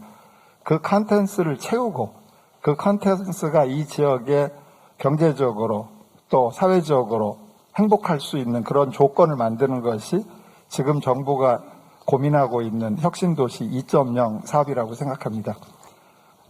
이 지역은 혁신도시 2.0 사업이 일어나기 전에 벌써 한전은 한전공대를 만들었으면 좋겠다라고 의견을 내고, 또 한전공대가 한전의 의사가 아니라 이 지역의 여러 사람들의 뜻이었다는 것을 제가 다시 한번 강조하고 싶은데, 한전이 더 잘 되기 위해서는 한전 옆에 초거대 과학시설도 있어야 된다 해서 방사광 가속기 얘기도 나오고, 또 서남해안 과학기술 벨트를 만들자라는 큰 그림도 그리고, 또 에너지라는 것이 인공지능과 떨어질 수 없기 때문에 인공지능을 더 집중해야 되는 인공지능 클러스터 얘기도 제안하고, 그런 거대한 우리 지역사회적인 담론을 지역에 있는 대학들이, 지역에 있는 지역정부들하고 같이 해서 만들어냈습니다.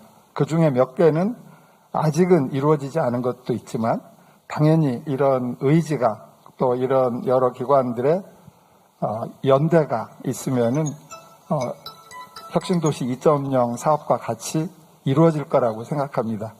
그래서 가끔 저는 외부에서 연락을 받습니다. 한전공대에 대해서 어떻게 생각하세요? 그러면 저는 항상 답을 이렇게 합니다. 우리가 광주 전남이 정보통신과 에너지라는 두 가지 깃발을 들었는데, 광주과기원은 정보통신 쪽에서는 조금 경쟁력이 있고, 정보통신의 연장선상에서 ICT, 소프트웨어, AI로 가는 길에서는 경쟁력이 있는데, 에너지 쪽에서는 조금 힘이 딸린다.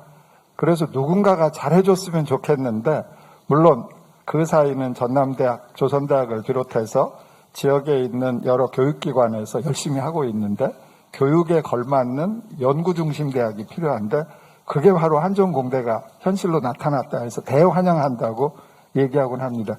그래서 지금 또 포스트 코로나하고 관련돼서 정부가 디지털 뉴딜, 그린 뉴딜이라고 하면, 이건 빛가람 혁신도시 2.0 사업의 성공적인 융합산업, 융합경제의 바탕이 될 거라고 생각해서, 저는 아까 말씀드린 디지털 뉴딜 스스로는 성공할 수도 있고 실패할 수도 있고, 마찬가지로 그린 뉴딜도 성공할 수도 있고 환경적으로 봐서는 걱정이 좀 되지만, 이런 한전공대를 비롯해서 조금 더 새롭고 적극적인 연구 혁신 주체들이 합하면은 조금 더 성공 가능성이 높을 거라고 생각해서 우리 윤희준 총장님을 광주에 오신 걸 다시 한번 크게 환영합니다.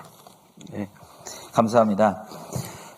우리 정병석 총장님께서 처음 제안하셨던 교육 혁신의 부분과 이어지는 것 같습니다. 교육 내용을 분담하자. 교양 플러스 인문사회 거점대에서 담당을 하고, 특성화 대학들은 지역의 특성에 맞는 교육들을 만들어내자와 10년 전에 비전은 에너지와 ICT였는데 이제 에너지가 채워졌으니 지역의 가치를 두 방향으로 잡아가는 것도 좋을 것 같다라고 말씀을 해주신 것 같습니다. 저희가 10시 8분에 시작을 했습니다. 이제 9분이 남았습니다. 오늘의 하이라이트는 아무래도 이 지역의 전환, 그리고 전환을 위해서는 지역의 가치가 새롭게 필요하다라는 메시지들이 필요할 것 같습니다. 총장님들께서 생각하시는 이 지역의 가치를 높이기 위한 새로운 아이디어 아니면 제안들을 그리고 대표님도 마찬가지로 각자 1분 30초씩 드리겠습니다. 사실은 2분 드리겠습니다. 네, 2분 내로 마무리해 주시면 좋을 것 같습니다. 네, 정병석 총장님부터 시작해 주시면 고맙겠습니다. 지역이 세계적인 경쟁력을 갖는 가장 좋은 손쉬운 방법이 무엇일까를 생각해 보면 그것은 답이 지역이라는 것을 세계로 가지고 가야 된다고 생각합니다. 그래서 지역적인 것이 가장 세계적인 거라고 생각하고 그것은 이 지역의 고등교육을 담당하고 있는 각 대학들이 스스로 찾아갈 수 있을 길이라고 생각합니다. 제가 말씀드리고 싶은 것은 지역이 진정한 가치를 가질 수 있도록 높일 수 있도록 중앙정부가 지원하는 것이 필요하다는 점입니다. 사실 행정복합도시로 수도 2가 이전됐고 그다음에 공기업과 공공기관이 혁신도시로 이전하고 지금 추가적인 이전도 꿈꾸고 있습니다. 김기선 총장님이 10년 전 이야기를 하시고 속도가 더디다고 했는데 정말로 과감한 그런 정책이 있었으면 좋겠습니다. 과감한 지역 분산이죠. 예를 들면 꼭 필요한 게 정부 출연 연구기관이라고 생각합니다. 대전에 가면 다수의 정부 출연 연구기관이 모여져 있어서 지나가기만 해도 좀 뿌듯한 느낌이 있습니다. 그런데 그렇게 다양한 연구기관이 한 곳에 있는 것이 좋겠는가? 예컨대 한전공대가 이제 혁신도시에 들어오는데 그럼 전기연구원 같은 것은 본원이 가까이 있는 게 좋다고 생각합니다. 그래서 한전공대의 교수가 전기연구원의 연구원 자격을 겸직을 하고 전기연구원에 있는 수많은 연구자들이 한전공대 교수직을 겸하고 그리고 한전공대에 있는 대학원생들이 바로 전기연구원에 가서 연구활동을 하고 이런 것이 그야말로 지역의 발전을 선도하는 가장 손쉬운 길이 될 수도 있습니다. 전남대학교는 화공특성화대학입니다.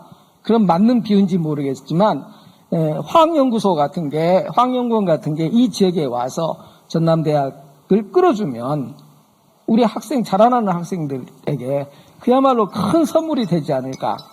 이 연구분권인데요. 이건 제 이야기가 아니고 우리 경북대학교 김상동 총장님께서 소신껏 주장하는 건데 전폭적으로 동의합니다.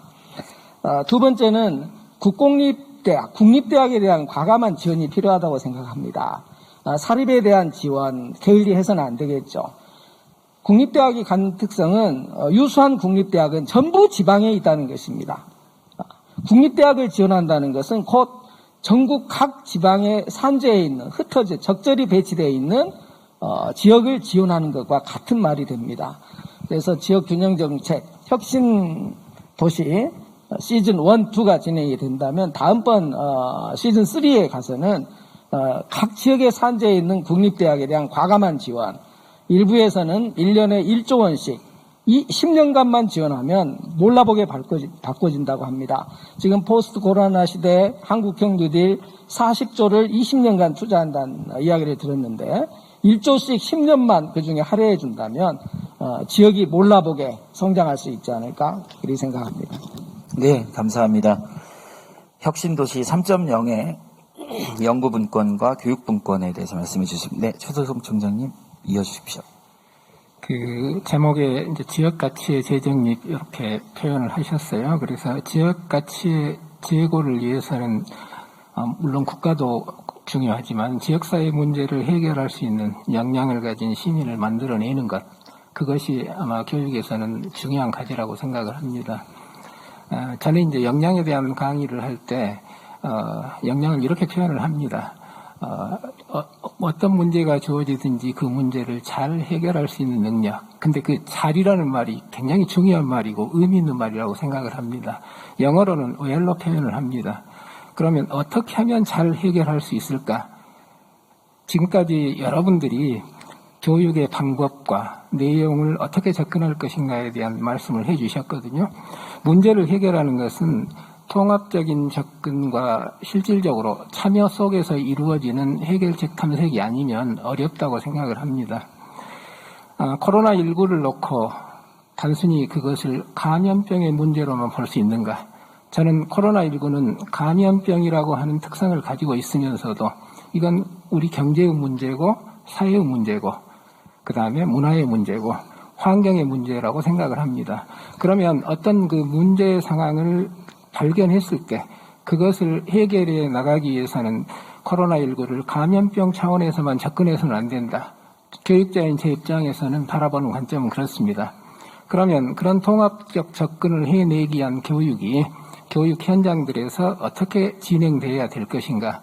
그동안 30년에 저는 교육자로서 활동을 통해서 얻은 방법은 아마 생소하실지 모르지만 지속가능 발전 교육이라고 하는 그 키워드를 가진 교육의 형태에서 저는 답을 찾고자 노력을 해왔습니다. 내용과 방법의 측면에서 지속가능 발전 교육이 갖는 의미는 학교, 지역사회, 그리고 주제중심, 그 다음에 지역교육 주체 간 네트워크, 협력 이런 것들이 전부 포함되어 있는 그런 교육의 형태다.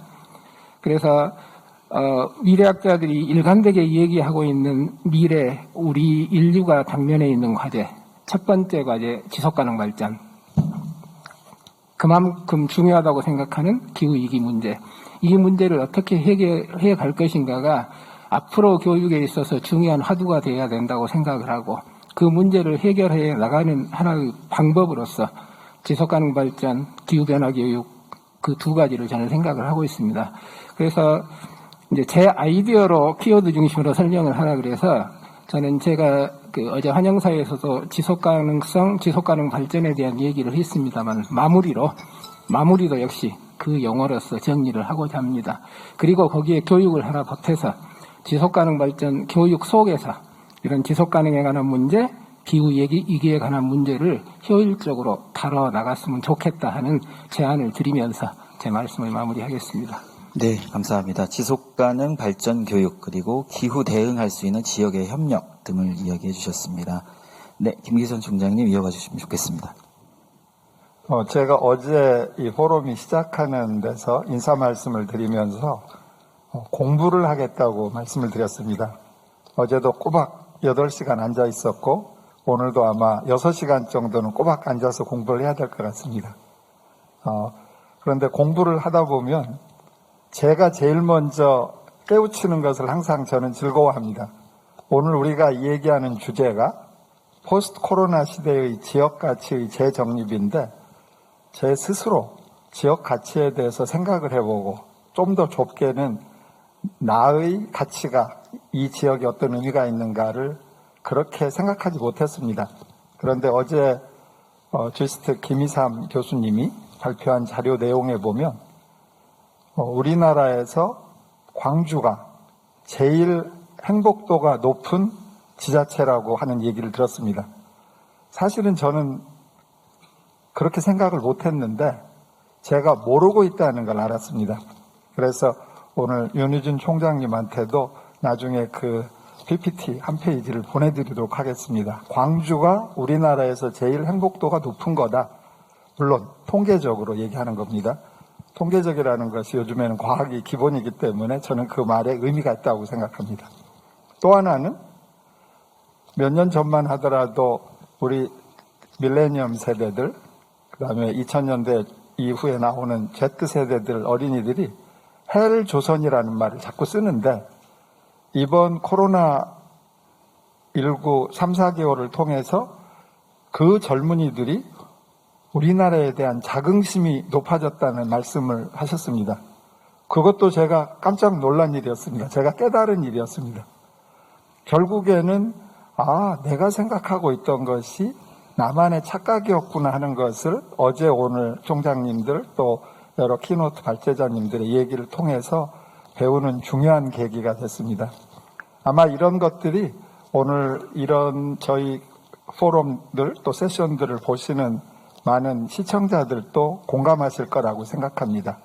너무 나를 스스로 낮추지 말고 같이 이해하고 소통을 하다 보면 우리가 생각보다도 괜찮고 생각보다도 멋지게 살고 있다는 것을 얘기할 수 있고 더더욱이나 우리가 광주 전남에 살기 때문에 더 멋지게 살고 있다는 지역 가치 또 제 삶의 가치를 또 한 번 느끼게 된 자리였다고 생각합니다.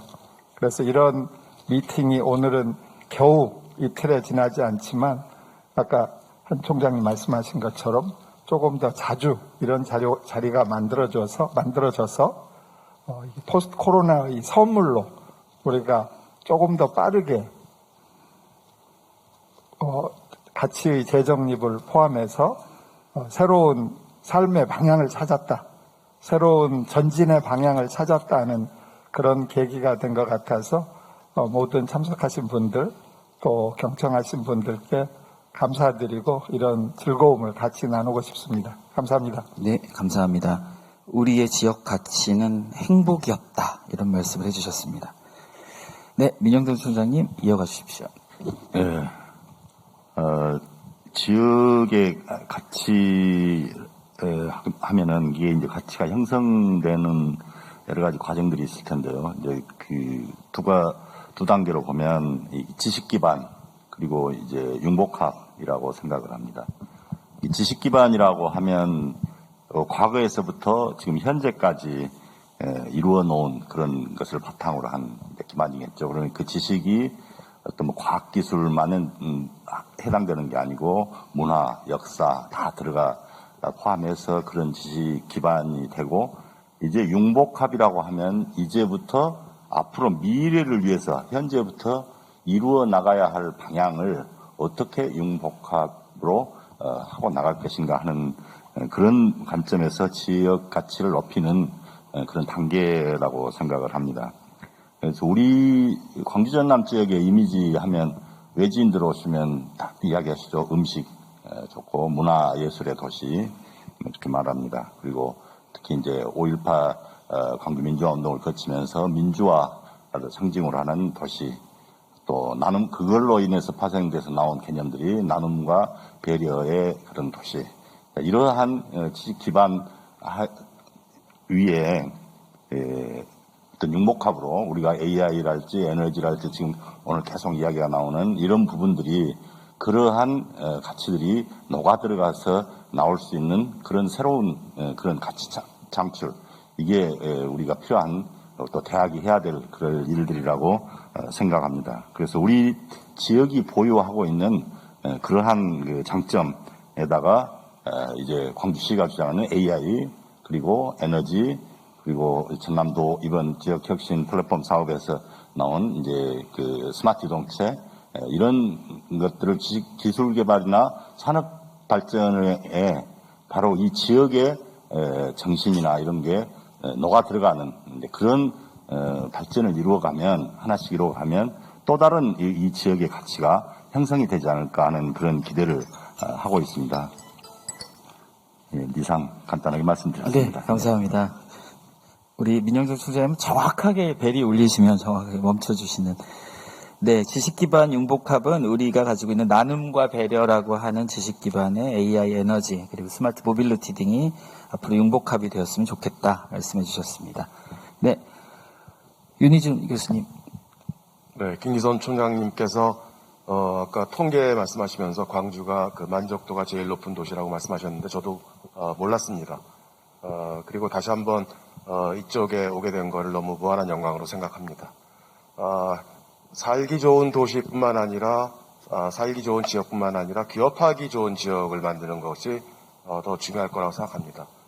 지역 경제 발전을 위해서 많은 분들이 이쪽에 와서 기업을 해야 되겠다라는 마음이 들 수 있도록 한전공대에서는 에너지 쪽에 전문 인력 양성 기술 개발뿐만 아니라 지금 한전공대가 40만 제곱미터의 땅을 갖고 시작을 합니다. 근데 저희 원래 플랜에 보게 되면 클러스터 존, 그 다음에 연구소 존에서 80만 제곱미터가 붙어 있습니다. 그건 추가적으로 나주 혁신도시에서 받게 돼 있는 땅인데요.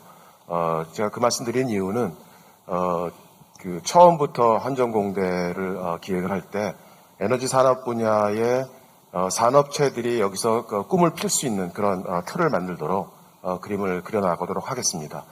그리고 저희 한전공대는 지역과 같이 하는 대학이 되도록 하겠습니다. 지역에 있는 모든 대학들과 콜래보레이션 하고요. 아까 말씀드린 그 여기 협의체를 말씀하셨는데 굉장히 좋은 아이디어인 것 같습니다. 저희 같은 소규모 대학의 입장에서는 그 인문사회 여러 가지 기초 학생들의 소양을 교육하기 위한 것들을 주변에 있는 좋은 대학들로부터 많이 아웃소싱을 해서 협력을 하게 되면 굉장히 좋을 것 같습니다. 그런 협력을 통해서 윈윈 할 수 있는 그런 대학으로 만들어 나가도록 최선의 노력을 다하겠습니다. 감사합니다. 네, 감사합니다. 에너지와 기업 부분을 융합해서 우리 지역에 있는 가치를 같이 만들어 나가겠다라고 말씀을 해주셨고요. 윤원태 대표님 간단하게 제안을 하나 해주셔도 좋을 것 같습니다. 네. 오늘 우리가 포럼을 통해서 우리가 전하고 싶어하는 메시지는 바로 시대의 전환이라고 이렇게 생각을 합니다. 우리 광주시를 보게 되면은 온실가스 배출량이 에너지 부문에서 91% 이상이 발생을 하고 있습니다. 그래서 광주시 같은 경우는 에너지 소비 도시에서 에너지를 생산하는 도시로 정책이 필요하다고 생각을 합니다. 그리고 광주시 같은 경우에는 약 14만 동의 건축물이 있고 그중에 30%에 달하는 46만 동의 4만 6천 동의 건축물들이 30년 이상 노후화된 건물입니다. 다시 말하면 이러한 노후화된 건물로 인해 가지고 에너지가 빠져나간다라는 거거든요. 그래서 그린 에너지 리모델링 사업이라는 것들이 필요하고요. 마지막으로 말씀드리고 싶은 것은 오늘 총장님도 모시고 귀한 말씀을 제가 잘 들었는데요. 저희 국제기후환경센터는 기후나 환경에 대한 연구를 직접 수행을 하고 기술을 개발을 하고 정책 보고서를 생산하는 그런 연구기관이기도 합니다. 그래서 더 늦기 전에 우리가 한국형 누디를 얘기를 하고 있는데 저는 사람 투자가 먼저라고 생각을 합니다. 그래서 총장님도 여기 계시는데 더 늦기 전에 사람 투자에 우리가 투자를 더 많이 해서 지역 인재를 양성을 하고 이 인재들이 한국형 누디를 사업을 이끌어갈 수 있도록 그렇게 인재들을 양성하는데 좀 노력을 해주시면 고맙겠습니다. 감사합니다. 네, 감사합니다. 그린 리모델링 건축 사업에 대해 제안을 해주셨고, 그다음에 인재가 제일 중요하다 말씀해 주셨습니다. 저희가 조금 시간은 지났지만 그래도 우리 실시간으로 계속 질문이 올라오고 있습니다. 그래서 한 10가지 질문이 나왔고요. 10가지 질문 중에 우리가 대답하지 못했던 것들만 좀 추려보겠습니다. 간단히 질문의 내용은 온라인 교육의 성과를 높이는 방안, 그래서 우리 토론 중에 나왔고요. 그다음에 포스트 코로나 시대에 온실가스와 미세먼지가 증가할까요? 라고 또 우리 토론 중에 얘기가 나왔습니다. 산업과 연계된 대학 인재 양성은 어떻게 해야 될까요? 이렇게 또 질문 중에 우리 토론 중에 나와 있었고요. 그리고 등록금 반환 문제가 아닙니다. 교육 시스템 변화와 구조적인 개편에 대한 고민이 필요한데 어떻게 생각하시나요? 네. 이 부분은 잠깐 짚고 넘어가야 될 것 같습니다. 당장 등록금 반환의 문제를 가지고 계시는 우리 민영동 총장님 어제 잠깐 말씀하셨는데 말씀해 주시겠습니까? 지금의 문제는 등록금 반환의 문제가 아니라 교육 시스템 변화와 구조적인 개편 어떻게 생각하십니까? 이렇게. 아까 얘기했지만 지금 한 번도 가보지 못한 길을 가고 있기 때문에 이 문제에 대해서 굉장히 고민을 하고 있습니다만 새로운 교육 환경으로 갈 수밖에 없고 그러기 위해서는 우리가 그에 대한 많은 그 인력과 재정이 투입이 돼야 될 수밖에 없다. 지금 우리 저희 대학도 그런 사정이 있고요. 네, 그래서 좀 정부 차원에서 그런 부분을 등록금 반환 개념이 아니고 새로운 변화된 교육 환경에 지원을 해주는 이런 것을 저희들은 절실히 바라고 있는 그런 상태입니다. 네, 또 하나의 질문은 청년 실업률이 높습니다. 지역의 대학이 살아야 지역 청년이 살아가는 기반이 구축된다라고 하는데 인서울을 가지 못하면 낙오감이 큽니다. 정병석 총장님 어떻게 생각하십니까? 지방에 있는 대학 총장으로서 가장 가슴 아프게 생각하는 부분인데요. 인서울을 하지 못하는 학생들이 갖고 있는 상실감, 우리 1학년 신입생들에게 늘 발견을 합니다. 이를 좀 달래줄 수 있는 방법 중에서 가장 좋은 것이 있다면 정말로 세계적인 수준의 명강의, 거기까지 못 간다고 한다면 국내 최고 수준의 강의가 지방에서도 이루어져야 된다고 생각합니다. 그런 대표적인 강좌들 좀 대학마다 개발을 해내고 학생들이 이를 통해서 지역이 곧 서울이고 지역이 곧 세상이겠구나 이런 느낌을 가질 수 있었으면 합니다.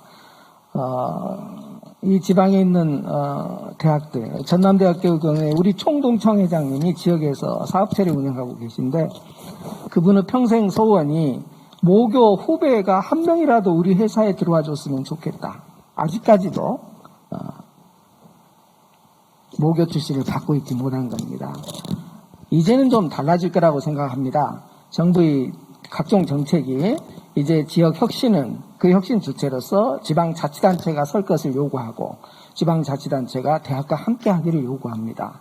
이제 그러면 대학도 수도권만 바라보지 않고 지역사회를 바라보는 교육, 연구가 이루어질 것이라고 생각하고 아쉬운 것은 이런 것이 곧바로 단기간에 효과가 나야 되는데 조금 시간이 걸리겠죠. 그 가운데서 대학들이 우리 청년 실업을 어떻게 완화할 수 있을까 계속 고민을 하고 있습니다.